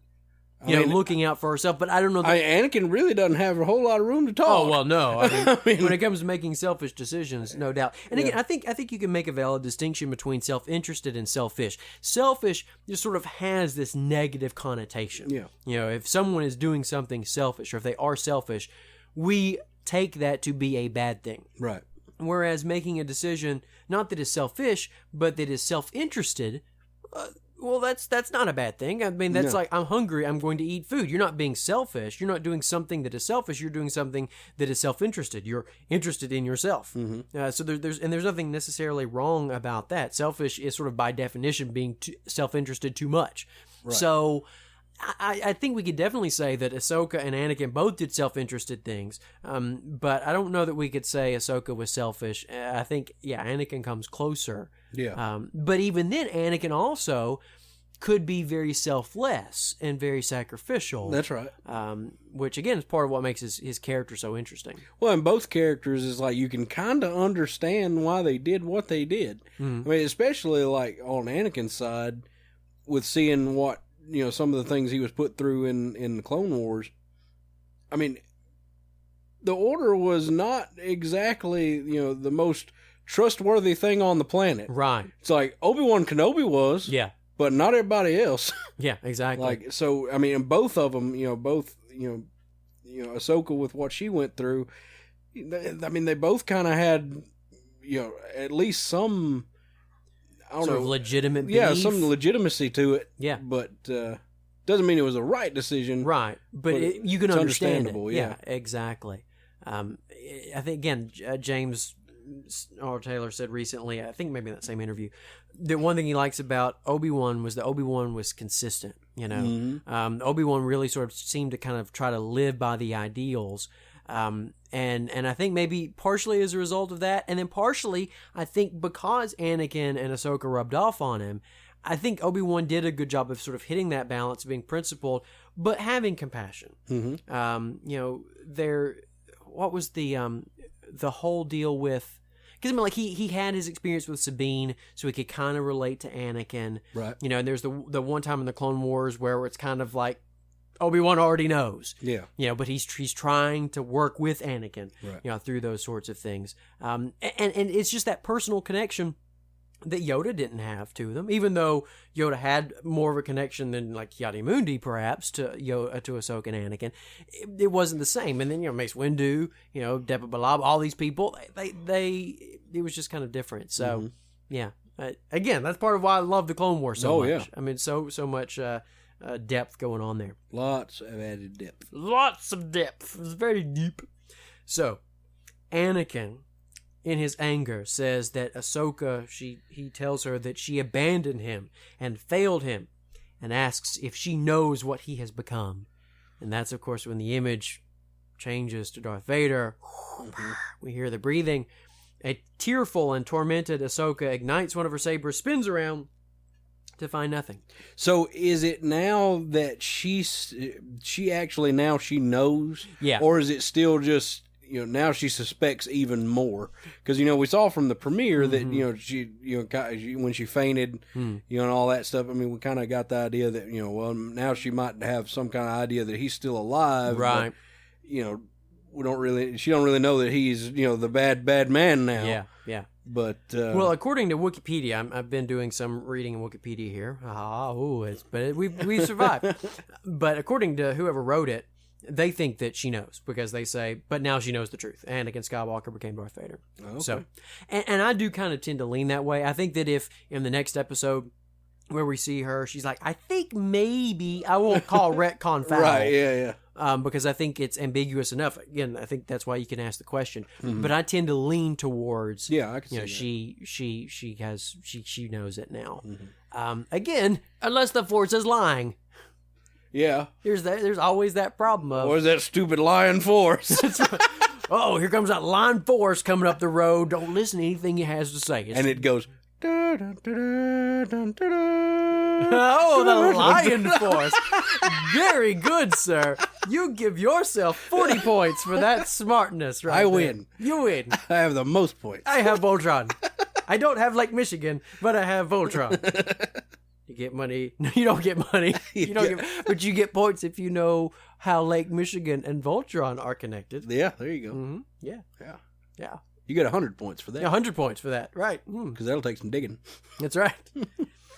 There were people that went to a different college than me. Lots of people actually went to a different college than me. Right. Most people that go to college went to a different college than me. I went to a different college yes, than you. Yes, you did, exactly. But there were people that I knew that went to a college that was different than me. And in that college, for a while there, a euphemism they had for making out was digging. It's like, we're going to go digging. It was idiotic. It's very stupid. If I may. I mean, respect those people, but it was idiotic. But so now, like, when you're like, it's going to take some digging, there's a little part of my brain was like, but that part of my brain was really more channeling them back in the day. Like, they're going, and I'm going, just stop it. I'm going to say how many people I go digging with today. It's like, no, what are you doing? That's silly. You're going to catch a mouth disease. No. Can't catch a mouth disease from making out. I guess, could you get a cold sore? Yeah. Oh, yeah. It's happened to me a lot. No, never happened to me. Thank goodness. But yeah, it can happen. So there you go. So where were we? Herpes simplex 10. Oh, the herps. So if you know that reference, you get 90 points. Oh, where does herpes simplex 10 come from? That's right. Of course, look that up on the Google. Well, yeah. But only if you can do it without Google. Yeah, if you use Google, your points are null and void. Your points don't exist. No. So, Ahsoka probably knows. Okay. Well, yeah. I mean, I was hoping she would find out like face to face with him. But he should take the helmet off. Oh. If he, oh man, like channel enough rage, like keep that from the EU. Yeah, because that was that in Dark Lord. I think where it's like so. He gets mad, he can breathe a little bit without it. Yeah, and then then he gets happy because he can breathe, and so he's not mad enough, right? And so it goes away. Like keep that because that was really neat. That book you could pretty much keep. Yeah, that book was really good. So keep that notion and like have him be so frustrated with her that for a minute he's able to take his helmet off and breathe. Mm-hmm. And then I guess have Matt Lanter be him for a minute there or something? That would be super tight. And it would be a great way to glue it all together. Yeah. It really would, yeah. Ooh. So do that. I mean, I know it's too late because you've already written and recorded and done the episode, Dave, but do it. Do it. So, Anything else? And of course, then they listen to this and they're like, we should have done that. That was a great idea. Why don't we hire Josh and Nick to be on the show writing for us? Yes, why don't you? Yes, why don't you? Still waiting for that call or that email, which you can email us at. I was about to say the Clonecast. No. That ain't it. RebelscastSMG@gmail.com. That's right. That's how you can reach us, Dave, and offer us a job. Right. Mm-hmm. Yes. Anything else you got to say about that? No, not at all. I'm sick of it. It's the worst paragraph ever. Ezra, now we're going to cut to Ezra, asks Yoda if the Jedi Master has the power to destroy Vader and the Inquisitors. Yoda tells him there were once thousands of Jedi before they chose to join the Clone Wars. Yoda shows him a vision of clone troopers preparing for battle, which was just straight from episode 2. Yeah, it's like, whoa, look at that. Let's see.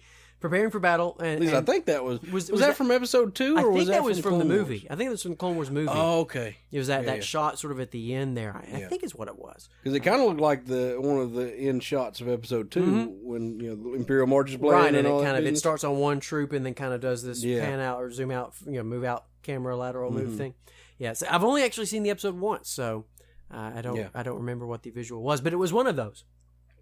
But it shows this vision of the clone troopers preparing for battle and Jedi fighting in combat, explaining that in the Order's arrogance, they joined the conflict too quickly.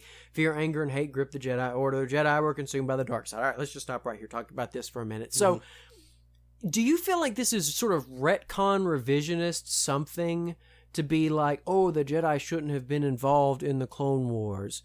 Is that something that's, I don't know, more of a reflection of the times that we live in now? Because it's like, you go and you watch episode 4, 5, and 6, and there's not preaching about, now, Luke, don't fight people. I mean, the movies, the franchise is called Star Wars. Yeah. And it's like, and I mean, obviously Clone Wars dealt with sort of issues of pacifism and when to fight and that sort of thing. And I think there's a very interesting discussion that one can have and explore, the various ethics and ethical ideas and opinions about battle and war and things like that. But it seemed like for a while there, usually the Star Wars franchise sort of lands on the side of there are times when you need to fight, just don't do it too quickly. Yeah. But then there are times when it's almost like it wants to branch into don't fight at all. Yeah. And it's mainly like the last episodes of season 6 when Yoda goes to the Force hub, thing, and then Yoda here where he kind of talks in this way. I mean, he does say they joined it too quickly, but it's almost like, well, should they have not joined at all? Yeah, I don't think they really had much of a choice. I mean, they did know that a Sith Lord was involved somehow. Right. And that is their job. Yeah. As Obi-Wan Kenobi said, Sith Lords are our speciality. Yeah. So, they kind of have to stop that. Right. So, I mean, maybe, getting into it too quickly. I mean, maybe. But, because they did kind of jump in there with some clone troopers on Geonosis and be like, we're going to shoot all y'all down and we're going to rescue. Those clone troopers we found out about yesterday? We just got them all. Yeah. we put them in a ship. We came here. We're going to kill a bunch of bugs so that we can get 2 Jedi and a senator. Yeah. Boom! The Clone Wars began. Light it up. I mean, from that perspective, maybe Yoda has a point. Yeah. But I don't know that that's what Yoda means when he says jumped into it too quickly. And again, I think there is some validity to the concern that the Clone Wars presented an opportunity for basically temptation by the Jedi, to kind of get too complacent on death and destruction, to inadvertently channel sort of emotions that feed the dark side. I mean, Pong Krell presumably was a decent guy at some point. Yeah. You presumably don't get to be a Jedi Master by being a jerk the whole time. Yeah, exactly. So, I think there's some validity to that. But then on the other hand, war can also bring out heroism. It can bring out sacrifice, and it can bring out these noble, virtuous qualities. So I think in some sense that's a wash. And it goes again back to the Jedi during that time. What are we going to do? Well, this war has begun because you've got Count Dooku as this former Jedi, and he's started the Separatist movement, and they were preparing to fight us. Again, it's not like Yoda was like, well, I guess we'll go kill people. You know? I mean, Yoda knew because Obi-Wan told them, there's a clone army and blah, blah, blah. Yeah. And so they, and then they knew about the droid army over here. Yeah. So they knew that this was going on. And so you're the Jedi. You know that these Separatists are going to fight against you. And again, you've got Dooku telling Obi-Wan that there's a Sith Lord involved. Mm-hmm. So you can't just ignore that. Again, hindsight says, well, maybe you try to be sneaky about figuring out who the Sith Lord is, not just fight the war. But I don't know. I think that Star Wars is best when it acknowledges that it's not an easy choice, one way or the other. Yeah. So that's my opinion. Yeah. Yes.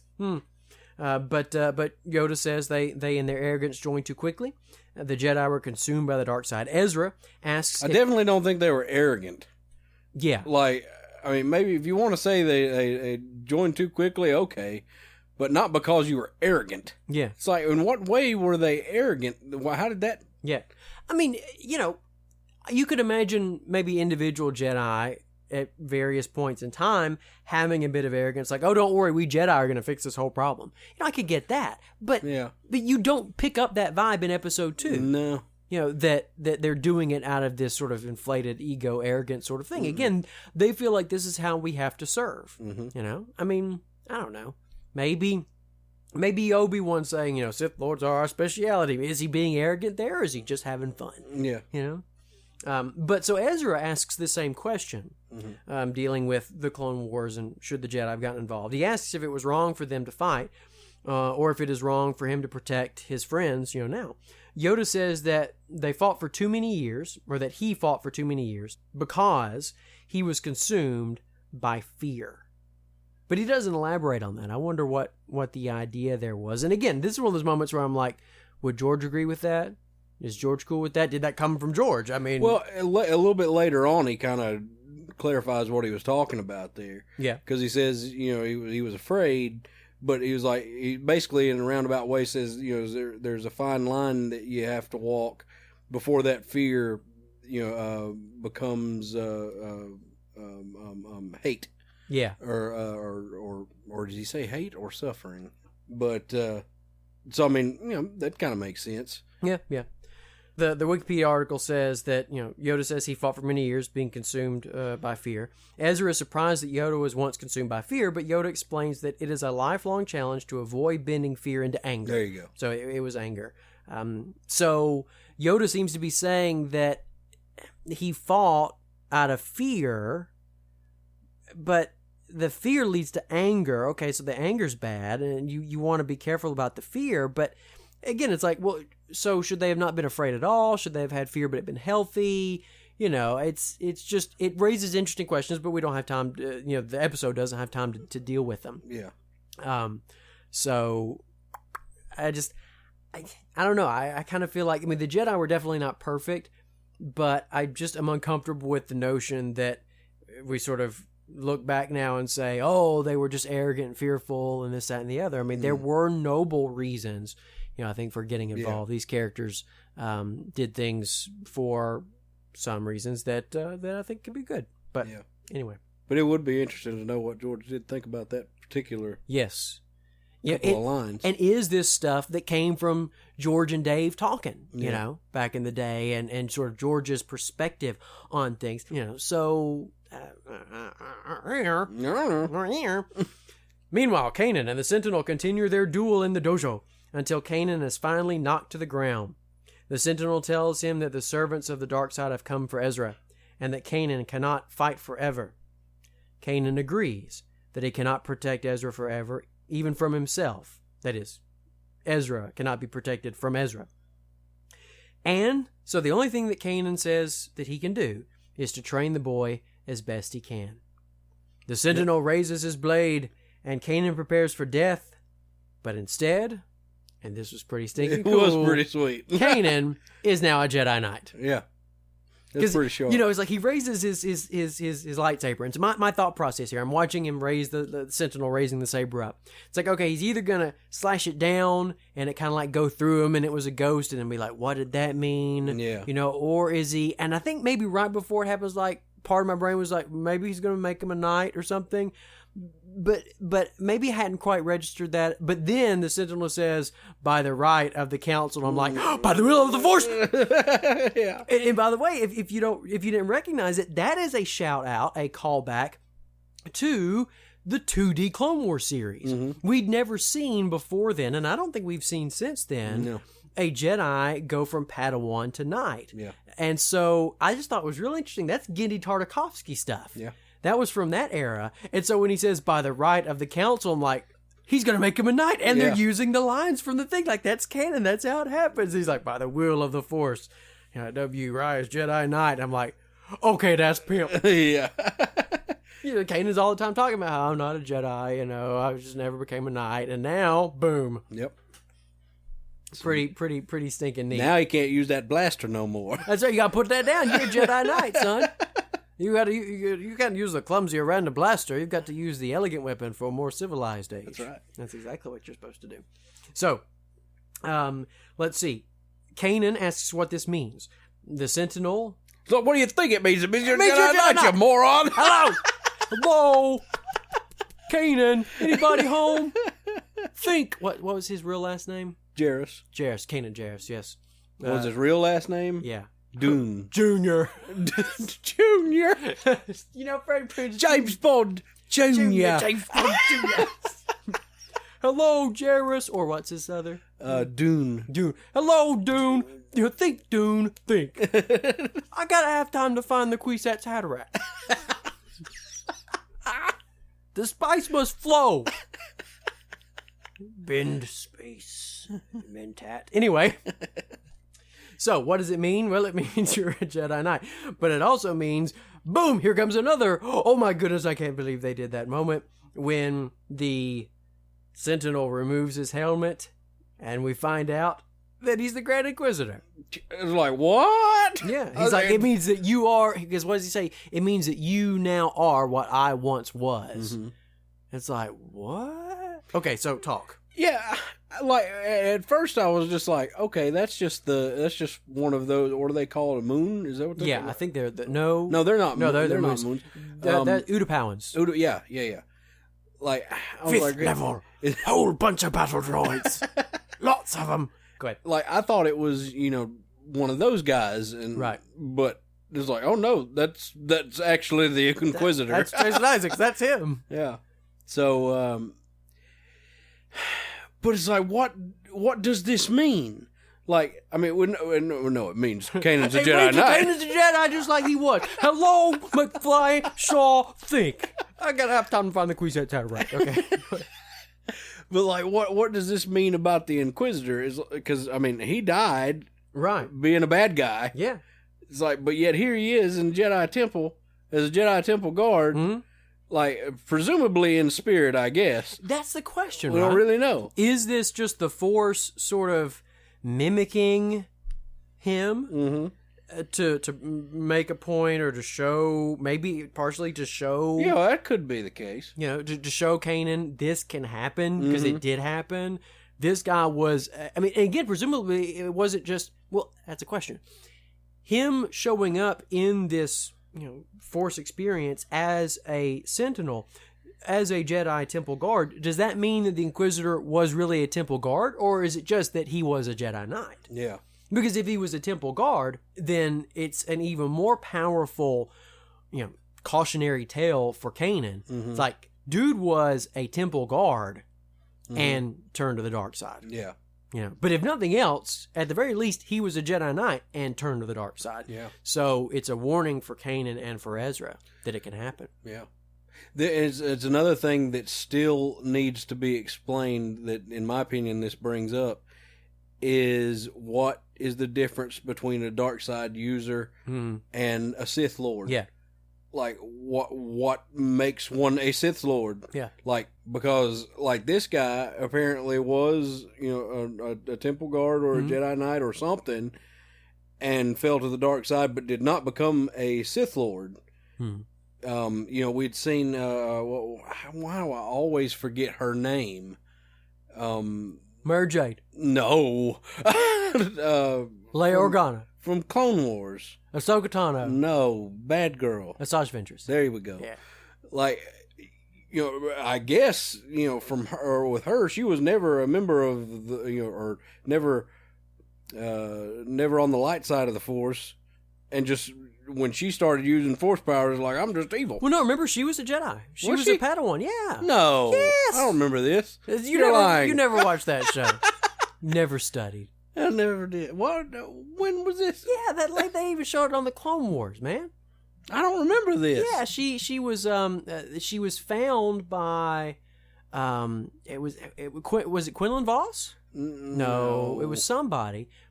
But yeah, she was a Jedi, or at least a Padawan, and then kind of like left, and then came back. I don't remember that. I think you're lying. I think you're making it up to make me look stupid on the show. But anyway, yeah, go ahead. Even with like the other two Inquisitors, who were they? Yeah. Like, I mean, did they just start using Force powers and they were bad, and then now they're Inquisitors, or why didn't they become Sith Lords? I mean, I know there can only be two, but like it flies in the face of everything that anybody had ever done in the EU. Yeah, with anybody who uses the dark side is a Sith. Yeah. Or a dark Jedi, which is as we've talked about, a ridiculous concept. Not a thing. It's a contradiction in terms. Yes. Anyway. Asajj Ventress was a Dathomirian female who, at various points throughout her life, was a slave, a Jedi Padawan, a Sith apprentice, a Night Sister, and a bounty hunter. In the final decades of the Galactic Republic's reign, Ventress was born into a clan of Force-sensitive Night Sister witches led by Mother Talzin on the planet Dathomir. Early in her life, her coven was forced to surrender Ventress to the criminal... Okay, now I remember. Because now I remember when, about the stuff between her and the Night Sisters. Yeah, yes. I remember. Okay. Yeah. See, there you go. You're not lying. Aha! Now, me saying it and Wikipedia saying it was not enough to have you believe that I was not lying. No. But when you remember I remember that was... like, I remember. Okay, you're not lying. I'm beginning to question our friendship on its deepest level. What are we? I don't even know anymore. Yes. But, and plus, for me, you think about... So if you've got these dark side users working for Palpatine and Vader, and we already know that typically the apprentice is itching to kill the master and take an apprentice, is it the case that at some point Anakin thought, maybe I'll take this Grand Inquisitor guy and we'll go kill off Palpy? Or that's the same possible. thing with the Inquisitors we've got now. And then, of course, they would raise the question, why didn't he? Was he like, well, they're not good enough? Or is it Palpatine found out? I mean, obviously, Grand Inquisitor got, killed maybe before it could go down. But, it just raises that question. If there's always potential apprentices around, why did it take so long? Well, it never happened. Vader never got somebody to be his apprentice and off Palpatine. Yeah. Obviously, that's what he wanted to do with Luke. But right. it's an interesting question. One thing that's kind of odd is you have the Inquisitors going around at this time. But no. I'm getting things confused. Never mind. Okay, because I'm getting two different time periods confused. Ah, yes.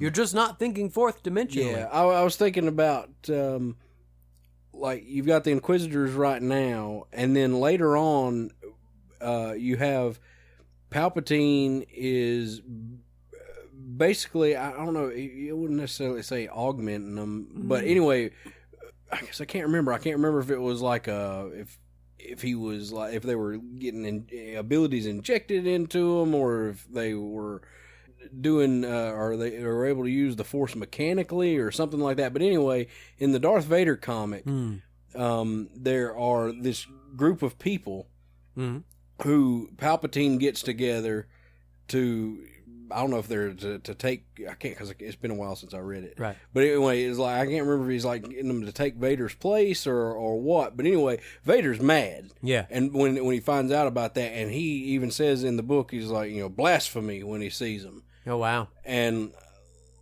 like, so what I was getting confused is like, well, if you had the Inquisitors around and they were apparently able to use their abilities naturally and everything, like, why are you getting upset that there are this other group of people, that are basically doing the same thing? Right? Yeah. Like, I don't know. Yeah, no, but it's. I think it's still a valid question because it's still a matter of are there other people? And if there are you okay with it or not? Because in this time, he seems to be okay with it, but then in that time, he's not. Now, it could be that it's Palpy doing it. Yeah. As opposed to, and sort of maybe leaving Vader out. I mean, was that kind of the idea? Like Vader finds out about it and is angry? Yeah. So it's almost like you're cheating on me kind of thing? Yeah, or you're trying to replace a little bit me. of that, yeah. You know, whereas maybe with the Inquisitors, it's more of a joint thing. You know, we're working together. Yes, we are. We're going to kill them. Yes, we are. You know, that sort of thing.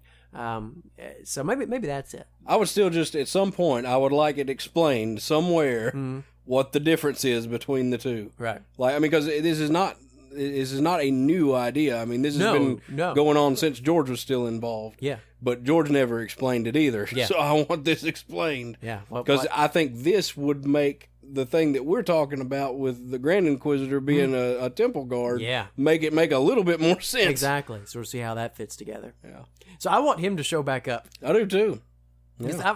I've got this soft spot for the bad guy that becomes the awesome good guy. Mm-hmm. I mean, it's Star Wars Infinity's white Darth Vader suit. I mean, it's that. So, but he may be dead. Yeah.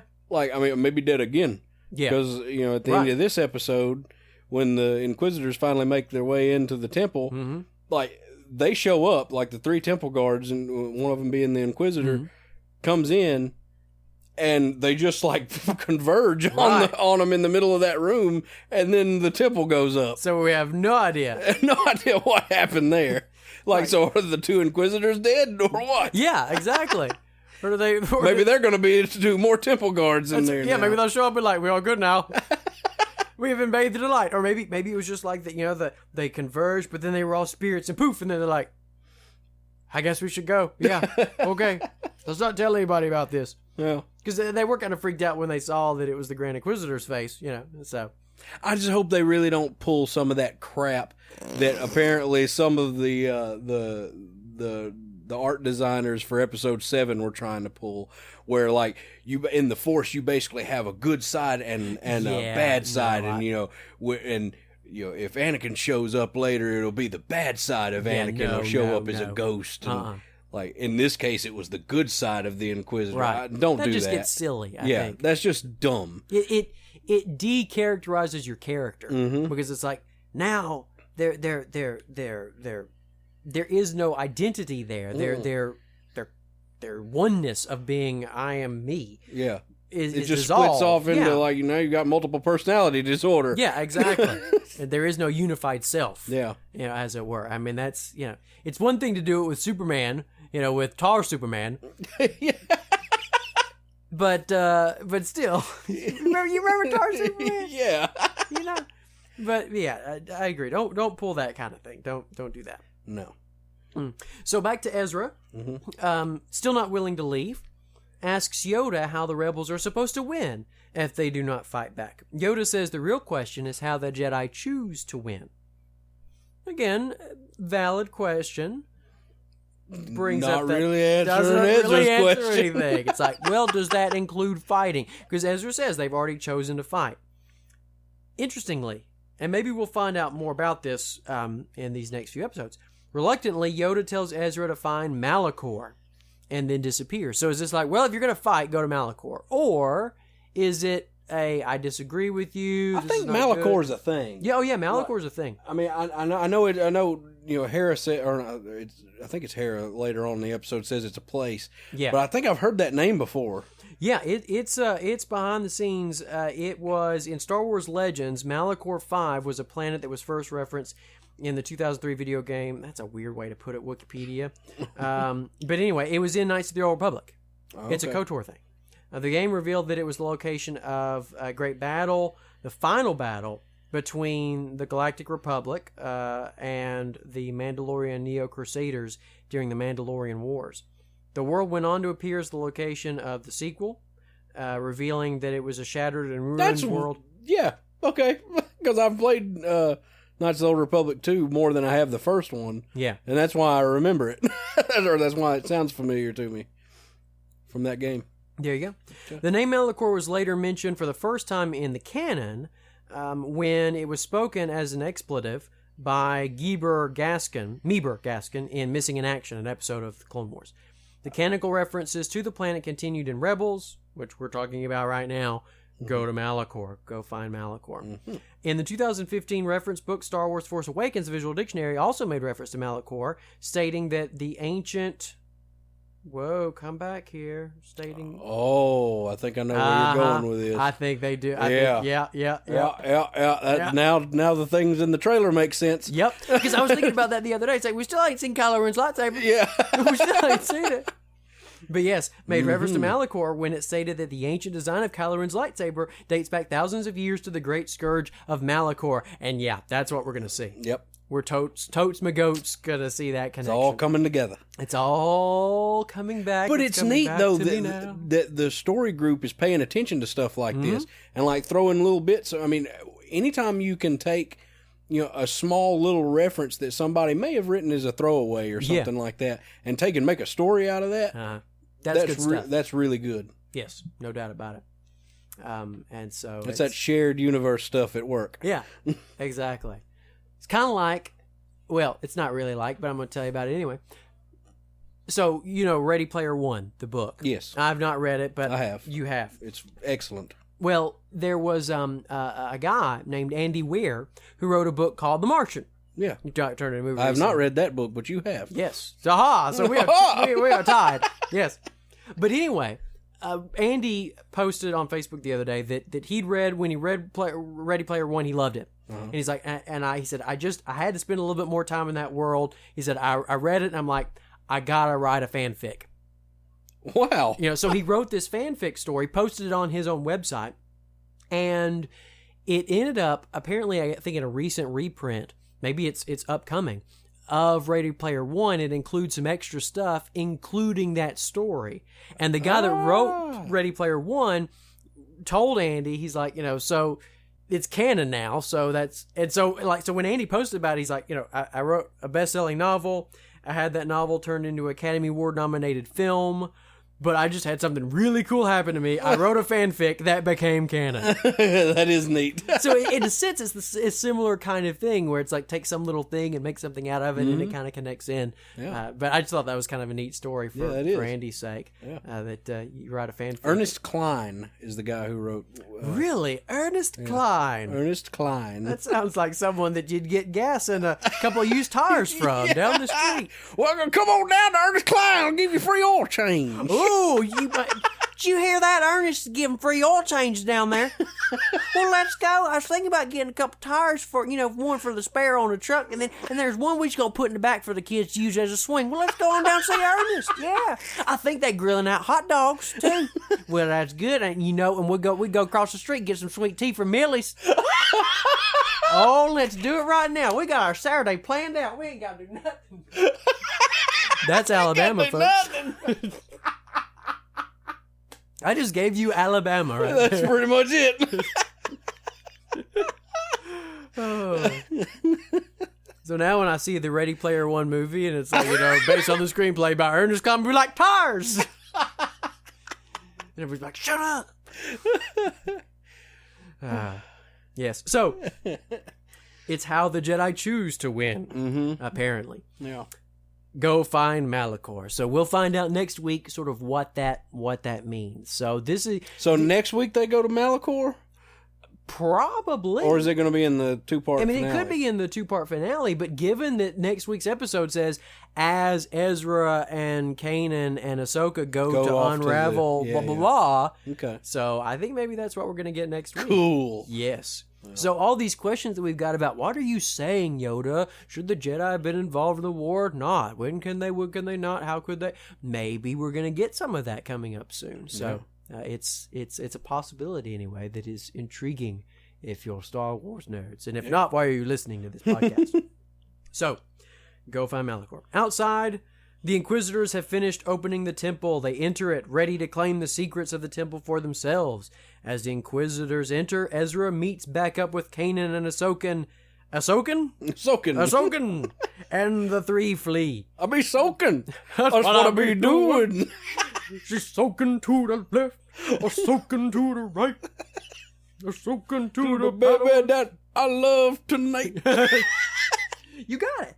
Yeah. The Inquisitors find themselves in the main chamber. As we said, confronted by the temple guards, the fifth brother is astonished that the sentinel has the face of the Grand Inquisitors. They surround them. We fade to white. Who knows what happens? Yeah. Maybe they all go to Mortis. Maybe. And the father's like, aha. Meanwhile, Kanaan, Ezra, and Ahsoka run through the temple catacombs. They find an exit. Ahsoka stops after sensing a familiar presence, Yoda, who appears behind her and waves to his old friend. Yep. That's a neat little moment there. Yeah, neat, yeah. Because you got the sense that Ahsoka, even though she left the Order, she didn't really seem to have any hard feelings about Yoda. It's not like when Ezra said, Kanaan says that Yoda was green and short and wise. And she's like, yeah, and he had devil horns too. Yeah, he's freaking little jerk. He blamed me for a murder that was just the other girl's perfect Barris's fault, obedient Barris, and they thought it was me. You know what? He could jump off a cliff. That's what Yoda could do. He could jump off a cliff, Ezra. He was mean to me. I don't want to talk about it. She didn't do that. Nope. She was like, not at all. She's like, he's a nice guy, he was happy, and then he got sad. Accused me of murder, and I hate him. I hate him. He can jump off a cliff. Have I said that? Yeah. Have I told you that, Ezra? Have I told you? Yes, he can. And then he can go across the street and get some sweet tea from Millie. It's fine. Oh, let's see. Yes. They manage to exit the temple. They return to the Phantom, flies away. Ezra tells the others that Yoda told him to find Malachor and asks who Malachor is. Ahsoka corrects him and says that Malachor is not a person but a place. Meanwhile, back on Lothal, Darth Vader himself arrives at the Jedi Temple and says that the Emperor will be pleased by its discovery. The fifth brother, oh that's right, he didn't die because the fifth brother's right here, tells his master that the Jedi are growing in their power. But Vader assures them that that will be the Jedi's undoing. So they are definitely playing up this whole notion of the Jedi don't need to be on the radar. Mm-hmm. Yep. And like we say, I hope it's for legitimate reasons. Yep. So that's that one. Yep. This is a great episode. Yes, very, very good. Any other comments you want to make about it before we talk about the mystery of Chopper Base? I don't think so. Now, the thing to notice, not the mystery of Chopper Base, that's next week.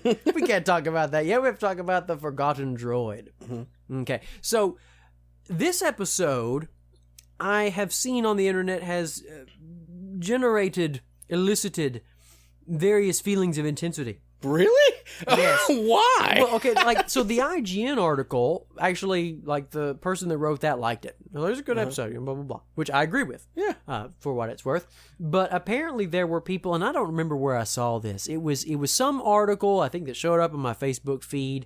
There was complaining about the episode, and the comments were vitriolic. I mean, they were like Clone Wars Season 1 almost kinds of stuff. What's wrong with Chopper it? is horrible and annoying, and nobody likes the character, and they don't know why. The writers keep wanting to do stuff with Chopper because nobody cares about him. And this episode was completely pointless, and the other droid was like his not being dead was obvious, and blah blah blah blah blah, and it was just randomly intense. What's funny is for an episode like this, it just goes to show how out of touch Nick and I are with, for one, IGN. Yes. And the people who frequent IGN and want to comment on there. Because, this episode apparently would get a bad reaction from, the commenters and stuff. Right. But then the episode, the Zeb episode, that, we didn't particularly care for. They were like, yeah, this is the best thing ever. Grow and stick, old school, the way the ancients did. It's really? Yeah. You didn't have any problems with that one? But you hate on Chopper? Yeah. What's wrong with you? It's because, this episode was just kind of, because Clone Wars kind of did this too. Mm-hmm. You would have some, kind of serious episodes. The big stuff. And then you'd have a lighthearted episode. Yeah. And then maybe 2 or 3 more mean episodes. Yeah. And, that's pretty much what they've done here. I can understand where people get kind of annoyed with that. Right. But if you breaking up the flow or whatever. But if you know it going in, if you expect it's okay, don't think that you're going to have big episode every week. Yeah. This is not that kind of show. Yeah. Don't be thinking Walking Dead, Game of Thrones, where it's I've got to turn in every week because something magic's going to happen. If somebody's going to die and I got to see who it is. Who it is. Yeah, it's no, this is not the way this works. It's not the way Star Wars cartoon shows work. No. So. But yeah, that's just odd. that they would throw a fit about it. And I want to say that it was some review of the, not IGN, but some other website's review of the episode. And the person that was talking about it, that was doing the review, was saying, again, that the episode was pointless. It was an annoying breakup from the big plot lines they were working on. The person even said something about how, like, the plot motivations, the character motivations make no sense. That it's like, okay, so Chopper was saved by Hera back in the day. So what? I mean, obviously it didn't give any kind of bond to them. And I'm like, did you not watch the episode a few weeks ago? Yeah. Because if you didn't, you probably shouldn't write reviews of episodes. Yeah. Because you look like a moron. Like, go back and watch the Cham Syndulla episode, Ace. Kind of a point is made about it. Yep.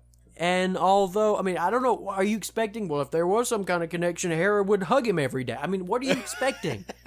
I don't get it. But no, I enjoyed this episode. Yeah, it was good. It was, and I knew going in, it's like, okay, droid episode. I like droids, so I'm cool with that. But you never know. Sometimes it could be, a great droid episode or a pretty good droid episode. But I thought this one was really good. Yeah. And I liked Alan Rickman.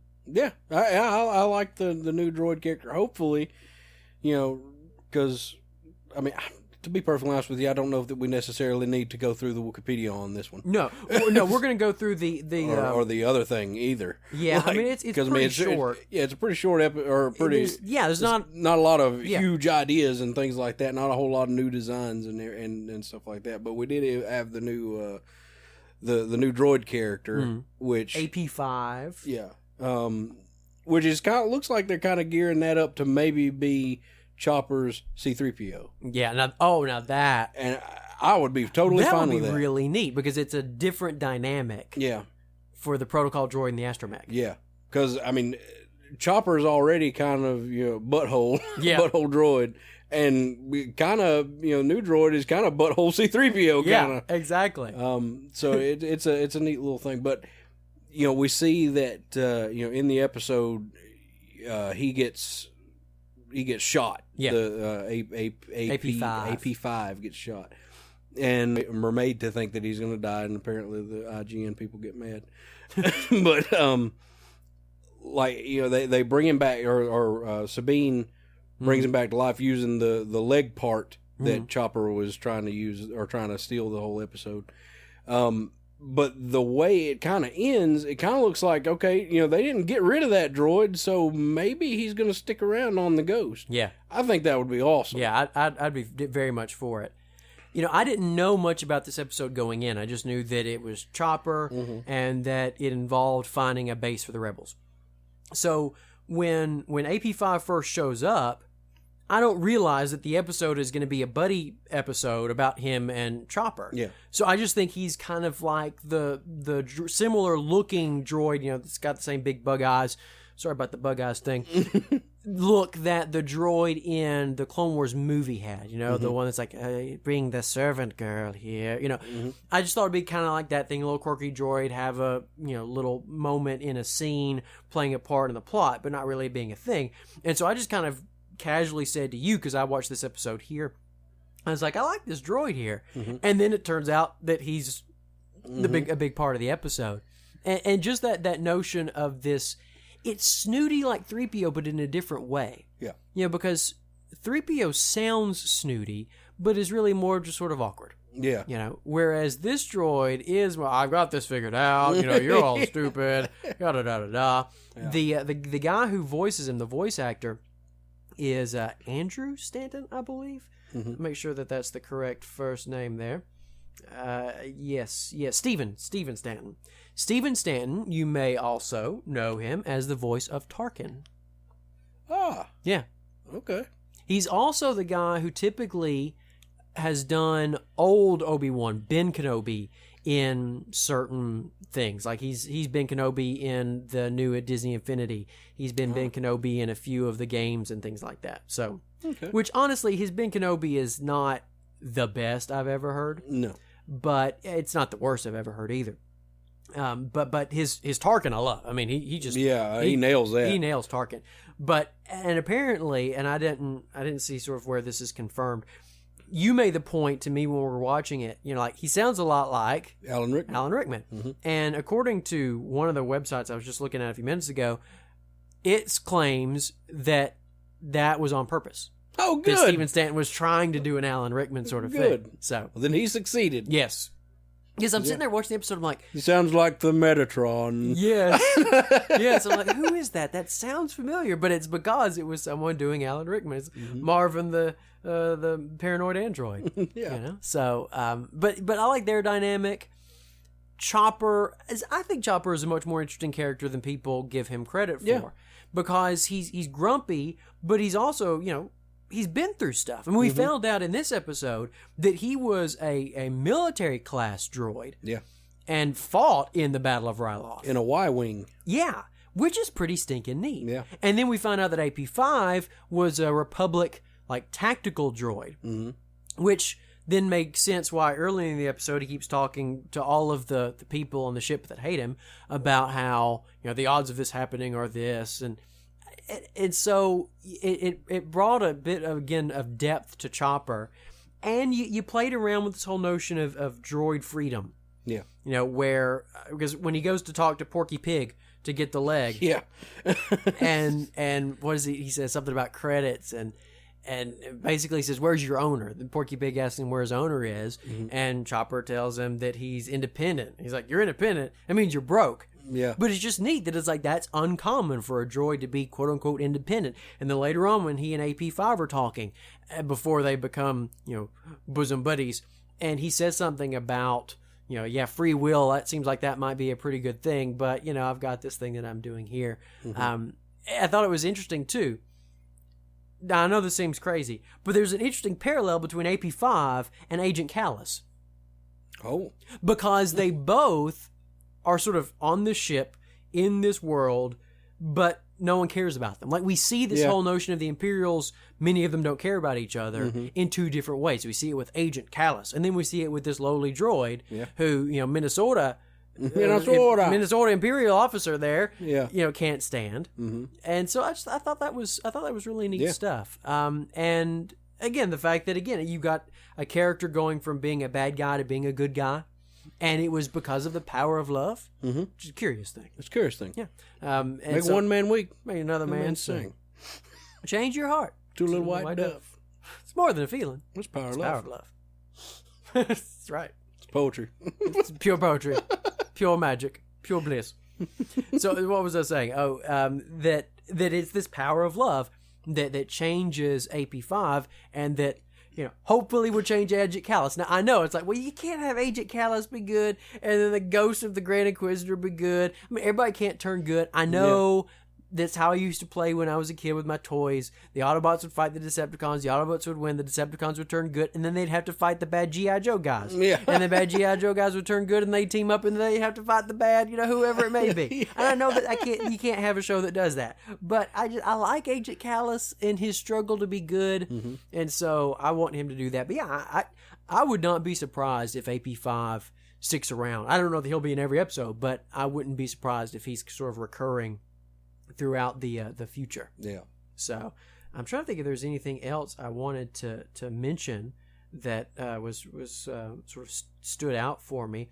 Again, as we've referenced earlier, this show centers around gasoline. Yeah. So we got to find gas. I mean, like, the episode begins, I'm like, really, guys, again? You've run out of gas again? Yeah. And so that's another heist to get the gas. No innocent people got killed this time, though. This was a much more calm one. I did think it was neat, the little station that they go to, and there's some shots from the inside when Hera's landing the ship, and just as the space travel nerd in me, it's like, this is cool. We're sort of sitting in the cockpit with her as we're watching it land, going through. That was just a little nerd moment for me. Well, actually, one thing that I thought was kind of neat is that whole last bit section takes place while they're in hyperspace. Yeah. And I thought that was just a neat visual, how, they've got the big, bridge window there open, and, you see the blue going by there. The blueness. Yeah. So there are lots of little subtle things like that. And then again, of course, the big plot point, for again, as much as people were saying it doesn't connect to the plot, they found a base finally. Yeah. And it was because AP5 became friends with Chopper. And I did think that was neat when they're like, Chopper doesn't have any friends. He's like, yes, he does. I'm his friend. Certainly does. Yes. It's like, you vermin. He most certainly does. I'm his friend because he cares about me. He made a choice to help me. I make a choice to help him. But because AP5 could say, no, you don't want to go to the off system. They got folks going there. It's going to be bad. You need to go to this other place. So, see, it just goes to show that even a grumpy astromech droid can end up helping to save the day. Yep. By loving. And he's like, I didn't tell him about you. Why are you shooting me? Oh, you took my restraining bolt off. So, yeah. Well, it's kind of neat to see the return of the restraining bolt. Yeah, we haven't. What are you doing? Sorry, my computer was scrolling by itself. But yes, the return of the restraining bolt. Mm-hmm. Where'd that door go? Where's that door going? So the rebels receive the coordinates. They've got themselves a base, and that's where we'll pick up next time. Yeah. Mm-hmm. So, good episode. Again, not as much to talk about because there's not as much as sort of not any huge ideas going on, revelatory sorts of things, but a good solid episode. Yeah. That we both thoroughly enjoyed. Yeah. All right. So, that's it. Yeah, that's it. We're done with Rebels. Now the fun stuff. All right. Okay, folks. So again, if you're just going to cut out now, don't. This is when the fun begins, as Anakin would say. But if you are, again, you can email us at rebelscastsmg@gmail.com. That's right. Check us out on Facebook. Or is it Rebelscast SMG or is it the Rebelscast? I think it's just Rebels. Okay. But if you send one to Rebelscast SMG and it comes back with your mail demon telling you that I always thought it was weird. There's a demon that tells me you can't get that. That email did not send. Stop it, mailer demon. But if the mailer demon tells you that it didn't work, then put a "the" on it. Yeah. Because, we made the email address, so we might have put the "the" on there because we had the "these." We're the "the" adders. Yeah. Mm-hmm. That's right. Yeah. But do that. Check us out on the Facebook. Go to southgatemediagroup.com. Yep. Check out all that fun stuff. Yep. Check us out on Facebook, all that Twitter, all that Twitter stuff. jazz. Yeah. Yeah. But not Instagram. No, we don't do that. We ain't doing that. But, we may be doing sort of as an Inner Dorkdom thing, but we may have some Rebels related stuff. We have talked about in the past doing like a YouTube channel. I don't know what we would put on there. But, I don't either. but I'm probably going to be getting some video editing software soon, so we'll be able to. Yeah. So you never know. Be interesting. Yeah. Yes. Weird, wild stuff. Weird, wild stuff. All right. So thanks for listening, and stick around because now it's time for some random collection of splattering of our thoughts about various nerd news and various things of that sort. It's time for the Inner Dorkdom minute that lasts an hour or so. Yes. Give or take. Ish. Roughly. Ladies and gentlemen, boys and girls, humans and, probably just humans, prepare to enter a world of complete and unbridled dorkiness. It is time. Activate interlocks. Dynatherms connected. Infracells up. Mega thrusters are go. Southgate Media Group proudly presents the Inner Dorkdom. Okay, so what are we going to talk about in today's segment, Joshua? I've got a couple of things. All righty then. Just a couple. Just a couple. One is Star Wars related. Oh, right. Kinda. Let's talk about the space station. Earlier this week, it was proposed that Daisy Ridley is up for the role of Lara Croft in the Tomb Raider. The Tomb Raider. The Raider of Tombs. They're going to reboot the thing. Which is smart. Yeah. And I told Nick, I texted Nick as soon as I read it, and I was like, dude, this might be happening. Yes. And I'm totally excited about it because, I've been a Tomb Raider fan since the first game and everything. And, and even though they weren't the greatest films ever made, I liked the Angelina Jolie movies. Yeah. I liked it because Lister from Red Dwarf was in there. And Jamie and Paul, you know what I'm talking about, don't you? Lister and Rimmer and Crichton and the cat, There's no such atmosphere, more alone, more or less. Anyway, sorry. So there, and I should also say they're rebooting the thing, but they want it to feel more like the recent Square Enix. Right, it's a reboot game. to the reboot. It's a reboot of the rebooted games. Right. And which, I'm okay with, because those games, the last two games, both Tomb Raider 2013 and Rise of the Tomb Raider, are freaking amazing. Nice. Both really good games. So I was Tomb Raider Go's good too. Well, it is. It is good. But, I was like, my Jedi girlfriend is going to be a Lara Croft. I'm okay with that. But there are a lot of people who are not. Why? You want to know the real reason? Is it because she Yes. is not? That is ridiculous. It's because she is not as well endowed as they would like. Now, you remember earlier in the episode, folks, when we joked about, like, you evaluate women by the way they look. Ha, ha, ha. You see, if you actually thought we were misogynist, you're about to find out that we're not, because that's stupid. That is ridiculous. It's absolutely ridiculous. Yeah. And so, I mean, people have like, it started out, like, when I had heard about it, was reading the comments on that story about her being cast or her being considered, and people were like, there were some people who were like, that's a pretty good choice and everything, and then there's a lot of them though they're like, no, that is wrong because of her not being well endowed. It's like, are you serious? Come on. like, and then there's some people who are like, yeah, but that's fine because they're doing, it's based on the reboot game, and she's not ridiculously endowed in the exactly. new game. She's more, it's a more realistic. Frame. Yeah, exactly. Because it wasn't like, oh, look what we can do with triangles, right? On the PlayStation. It's so. But but it started out. Even then, it started out where it was kind of people were mad, but they didn't seem to be just vitriolic or right. not just hate. Hope she jumps off a cliff like Yoda. Yeah, apparently it has gotten to that point. Really, people? Because it has gotten back to Daisy Ridley apparently. Oh, and now I'm mad.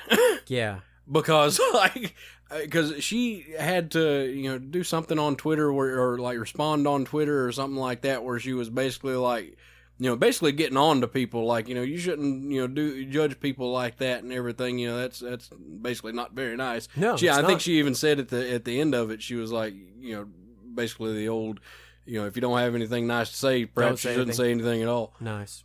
And I was like, yes, go Daisy Ridley, because. But the fact that it's gotten to that point where people are so ingrained in their anonymity, that they can just go to a girl who has no entrenchment upon their life whatsoever. Be like, I don't want you to get this job because your breasts aren't big enough. Yeah. What is seriously? Wrong with you? That's what you're saying. What is wrong with you? And they're like, but that's the character though. It's like, really? Because I never thought like the character was inherently D cup or above. Yeah, it's like, what is the essence of Lara Croft? Yeah, bra size. I mean, to be perfectly honest, and this is getting onto an even more controversial subject, but we've had a similar, this very slightly similar. Situation with the casting of Roland in The Dark Tower. Right. It's been a huge deal about the fact that they've cast Idris Elba. Yes. Elba. How do you say Elba? I don't even know if it's Idris or Idris, but either way, it's one of the two. Heimdall. That guy. Yeah. From Thor. Great actor. Oh yeah, I like that guy a lot. Hated him in The Office, which you're supposed to because it worked out well. Right. Hated him. Like, I mean, nope, you're done. You're Jim, done. Or no, it was when Michael Scott told him, nope, you're done. You're done. He's great. Go ahead. But he's an awesome actor. Loved him in Pacific Rim. I thought he was good as Heimdall in Thor and everything. Prometheus. He was good as the captain. Yeah, he was Prometheus. awesome in Prometheus. But me, I am a huge Dark Tower fan. Read all 7 books. Haven't finished the 8th one, the Wind Through the Keyhole, the side book. And don't you even have some of the graphic novel stuff? Yeah, I do. Yeah. So I really, really, really, really dig that story. It was one of the things. My dad was real big into that. Like he got me. Y'all had a shared love of that. Yeah.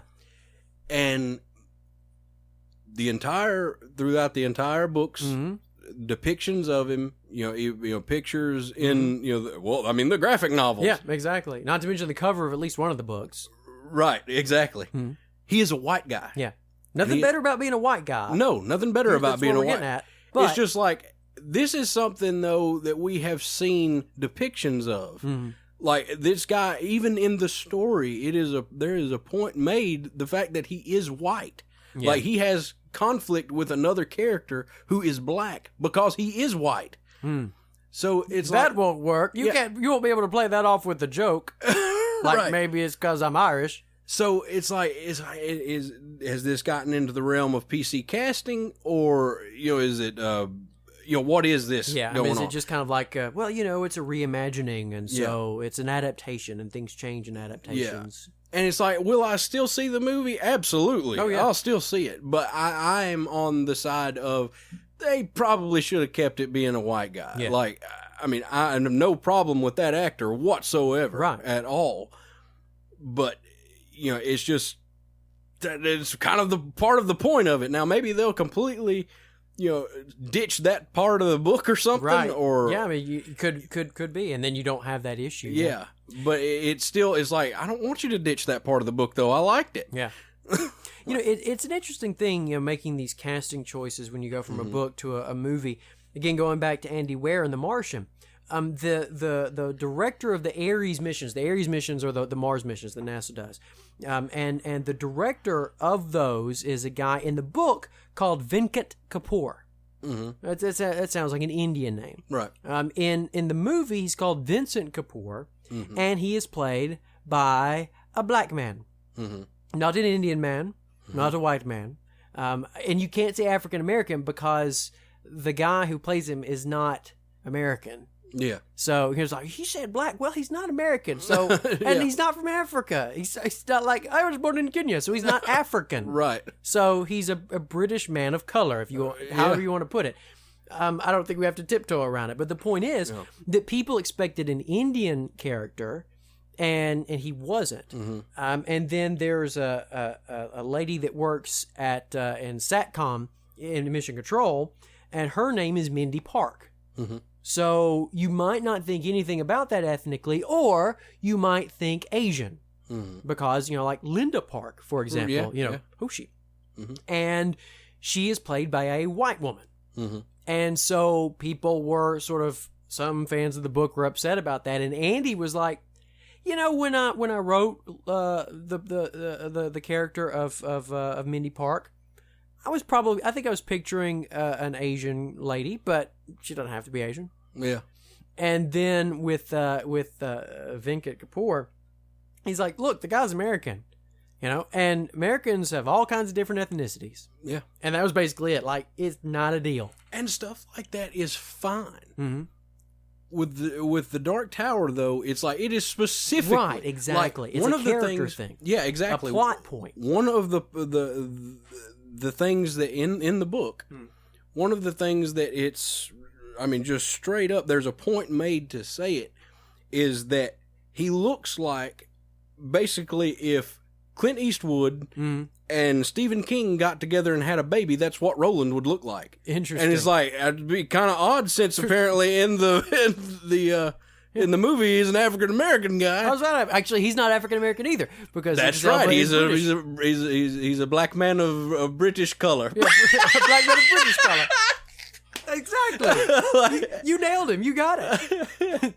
Wordsmith. You right. I'm so good with words. I've got a good brain. I've got a good brain. I know words. But yeah. So, like, if it was a thing where Stephen King had never really, paid any attention to the, what race he was or whatever. And people just inferred it based off of a name. Yeah. That'd be one thing. Like, I could get that. That'd be fine. But this one is just like, you're having to change stuff that's specifically laid out in the story in order for him to be a black man. Right. Like, and I just don't like that. I don't like when you're changing the integrity of the story. For the purposes of PC. Right. Yeah. And, but it's still, like I said, that doesn't matter to me, enough for me to boycott the movie, or anything. I still want to see it because I still want to see the Dark Tower on screen. Right. I mean, and to be perfectly honest, I think he'll be a fine actor to play the guy. Yeah. Like, just the essence of the character will probably come out fine through him. But it's just the visual, it's not like a normal thing where it's like, you read an adaptation or you watch an adaptation of something you've read where you get a mental picture of how this looks and everything. It's like, no, the book tells me what he looks like. Yeah, exactly. Yeah. So, but now the Tomb Raider thing is a little bit different. Right. Because the Tomb Raider thing is like, you're just talking about her breast size. Yeah. It's like, you're not... It's never a plot point. Right. Exactly. It's not a story integrity issue here. Yeah. It's a whole different ball of wax. And it's like, there are people too that are taking it so far that, like, there is the actress, the voice actress who's been voicing her for the last 2 games. I think her name's Camilla Luddington. Okay. Extremely attractive girl, and like her voice acting chops are freaking awesome. She's on a show like that I don't watch, but it's I want to say it's like a doctor show or something like that. But anyway, she could, visibly she could pull that character off. But people are like, when people mention her name, people are saying she's too short to play the character. Oh yeah, people are bad about that. I was like, with the short thing. What? and the reason I respond with not surprised about that is because, I mean, I've read about things like that happening in the past. Like, well, that character's too short, or this actor or this actress is too short to be this, or, this guy's got different color eyes, I mean, people making, a big deal about little things like that aren't necessarily, again, plot centric or plot related. It's absolutely ridiculous. I mean, it's like, well, okay, if you're going to care about her chest size, well, what about her hip to waist ratio? Exactly. I mean, do you have an opinion about that? I mean, is there a certain distance? It's like, well, her hips can only flare out so much. What about dudes? I mean, it's like, what kind of build does he have to have? Wider shoulders than his than his waist, or does he have to have man pecs? Or what's going on? What kind of 6-pack does he have? Does he have an 8-pack? Is he shredded like Kylo Ren? Really, just how nitpicky are we going to get? Yeah. I mean, people come in all different shapes and sizes. I mean, this is a whole lot and different, like, especially when it pertains to the Roland thing. This is a whole lot different than people getting all crazy and mad about, you're talking about Star Wars with, like, there being a black stormtrooper. Right. Like, who cares? Yeah. That has no relevance to anything. It's like, there's a black main character in Star Wars. So? Whoopity-doo. It's like, there's no plot reason why he couldn't be black. Right. Which, of course, raises the interesting thing real quick. It is Star Wars related, and if I don't say it now, I'll forget about it, where apparently Mark Hamill in an interview recently... hinted that maybe he's Luke's kid? Well, no. Well, there's the whole Twitter thing. But no, there was a thing where... Because, J.J. Abrams was asked about, like, gay characters in Star Wars. It's like, certainly, blah, blah, blah. And then Mark Hamill was asked and said, maybe Luke could be gay. It's not essential to the character. It's not essential to the plot. So, someone wants to think he's gay, sure. Which then part of me was like... well, how does that mean about if Ray is kid? Yeah, how does that work? But Mark Hamill's a troll, so yeah, you just never know. But anyway, kind of going back to it, there was no plot reason why Finn needed to be one race or another. It just doesn't matter. Mm-mm. I mean, truthfully, it's just how people are like, well, they should make Poe Dameron gay because Oscar Isaac's gay. Yeah. It's like, is it relevant to his character one way or the other? That's the question. It's like, so why make it a thing just to make it a thing? And I think maybe that's part of your deal with Idris Elba. It's like, are we casting a man of color because we want to cast a man of color? Are we making it a thing because it's a thing? Right. And that's the problem I would have with it. If you were just like, if it was solely based on his acting chops. Yeah. That's the guy we want because, he's a great actor. Transcends color, forget about it. Greatest cowboy ever. Right. But if there's a point being made in that casting decision where it's like, let's cast a black man just to be casting a black man because apparently everybody's whitewashing the Oscars. Right. Like, no. Yeah. That's dumb. You should never do that. Don't just cast somebody just for color's sake. Yeah. Base everything, or sex. Yeah, It's either one. And we've talked about that before. Yeah. Story comes first. Exactly. Story comes first, and then casting comes second. Yeah. And it serves the story. Right. Yeah. So it's just, people get all up in arms, and it's unfortunate. But I don't have the attachment to the Dark Tower books that you do, because I haven't read them. But I think I would, given what you said about plot point and this, that, and the other, I think I would sort of I would agree with you, in terms of the concern, because when I read that, I think I messaged you and I was like, have you heard about this? What do you think? Because I knew that you're a big Dark Tower fan, and again, I knew from just little things that you had said that he's explicitly a white guy. And it's like, I can't see why you would be doing it. Maybe there's a good reason, but right now my initial reaction is this just because this is the cool thing to do? Yeah. Whereas when you told me about Daisy Ridley, it never once crossed my mind. Until people started saying it in the comments, about oh no, her breast size isn't big enough. I was like, oh wait, yeah, her she doesn't have she's not Katy Perry. Yeah, she's not Katy Perry. So I can see why people are why that's the first thing that's popping in their head. But that never, what sold me on it? What was that? Her face. Yeah, exactly. When you told me about it, I was like, I could because I'd seen little bits of the new game, and I was like, I could totally see that. She's got that kind of look that I think would work for that kind of. And she's character. Already British, so she's got the accent. Doesn't have to fake it. Right. Unlike other Lara-Crofts, she can speak with an English accent. That's right. But the other thing is, in the 2 weeks that we've been away, yes, the first Ghostbusters trailer. Oh yes, we have to spend a few minutes talking about the Ghostbusters trailer and mourning the loss of the Ghostbusters. Right. Now, again, and we've talked about this before on the Inner Dorkdom. I don't know if we have on the Rebels cast or not, but we had no problem with women being cast in this movie. Don't care. None whatsoever. Our biggest concern for this whole thing was that it supposedly wasn't going to be connected to the original films. Right. If it would have, I wouldn't have cared if they would have, had the same people that they cast, as long as it took place in the same universe and the Ghostbusters had actually saved New York. Exactly. 30-something years ago, that would be awesome. Yeah. That'd be totally fine. Yeah. But here's why I'm mad. Yeah. Because this, we'd already, I guess, dismissed the movie because of that to a certain extent. Yeah. But now you got this trailer. And at the beginning of the trailer, we see the freaking firehouse. Ghostbuster Firehouse. We see a title card that says, something like 30 years ago, 4 scientists saved New York. And I'm like, whoa, it is connected. Yeah. This and it's even playing on the piano. It's playing the theme. Ding, ding, ding. I'm like, okay, here we go. All right. And then, the trailer keeps going, and I'm like, it doesn't really look all that good. This end bit's kind of funny a little bit, and the joke keeps going too long, and it's not funny anymore.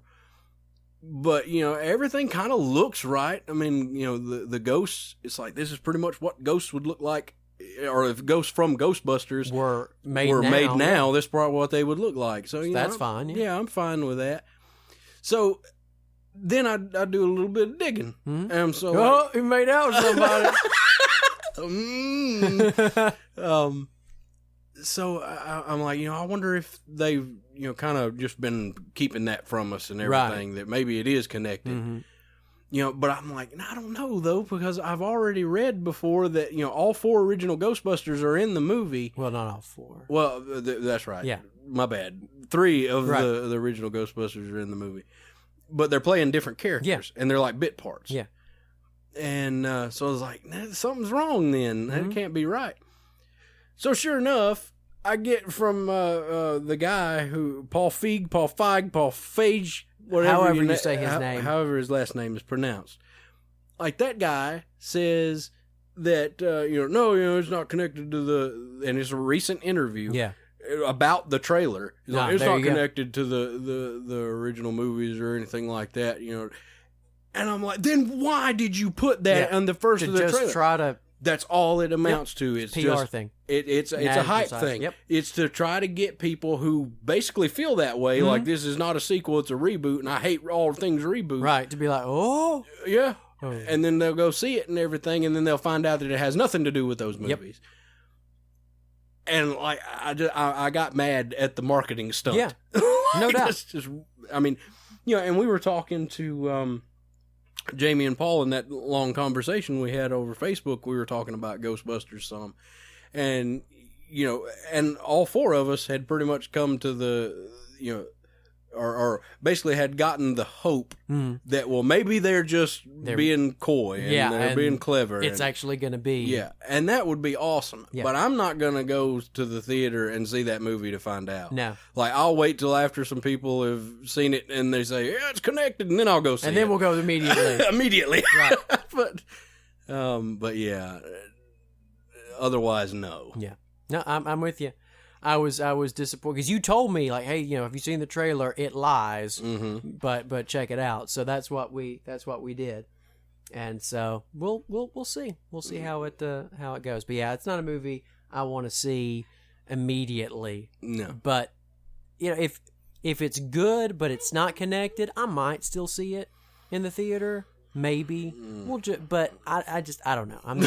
I'm not sold on it the way I am some of the other movies. But it'll be a rental for me. I mean, I'll see the movie eventually. Yeah, but it'll be a rental on Amazon or something. Fair enough. But so there you go. When you watch that trailer, folks, don't let it fool you. Don't let it fool you. Yeah. So, well, I guess that's it then. That's it. Hey, that Inner Dorkdom, that minute that lasted an hour didn't even last an hour. It didn't. But hopefully it was good. Yeah. So I think we've got a temporary, maybe full-time, we'll see, announcer to tell you all about how you can reach us. Mm-hmm. And so this is sort of his test gig, and we'll see how it goes with this and the next episode. So we won't go through all of our spiels about how you can reach us because that's what he's going to do. So you got anything else left to say? You might hear my son in the background. That's my boy. And so... He's awesome. But you got anything else to add, Nope. Josh? Nope. All right. Well, folks, we hope you've enjoyed it. And Ben Burt, wherever you are, know that because the episode is ending, we're thinking about you. That's right. Yep. So until next time, y'all be good now. Be good now, you And on our next episode, we will probably be talking about the season finale of Rebels. So strap in for some Ahsoka may make it, Ahsoka may not, Ezra may make it, Ezra may not, but we'll be here to keep you sheltered as we go through it together. Right. Yeah. So, I guess if that's all there is, until next time, I'm Nick Weymouth. I'm Josh Shaw. And we will see you in the future. Rebels Cast is not endorsed by Lucasfilm Limited or Disney and is intended for entertainment purposes only. Star Wars and all Star Wars items are registered trademarks and/or copyrights of Lucasfilm Limited or their respective copyright or trademark holders. You can email Nick and Josh at rebelscastsmg@gmail.com, join the Rebels Cast Facebook page, visit their website at innerdorkdom.com, and visit southgatemediagroup.com to enjoy podcast content covering the entire spectrum of entertainment. For everyone at Rebels Cast, I'm Microsoft David. Thanks for listening and may the Force be with you. End of line.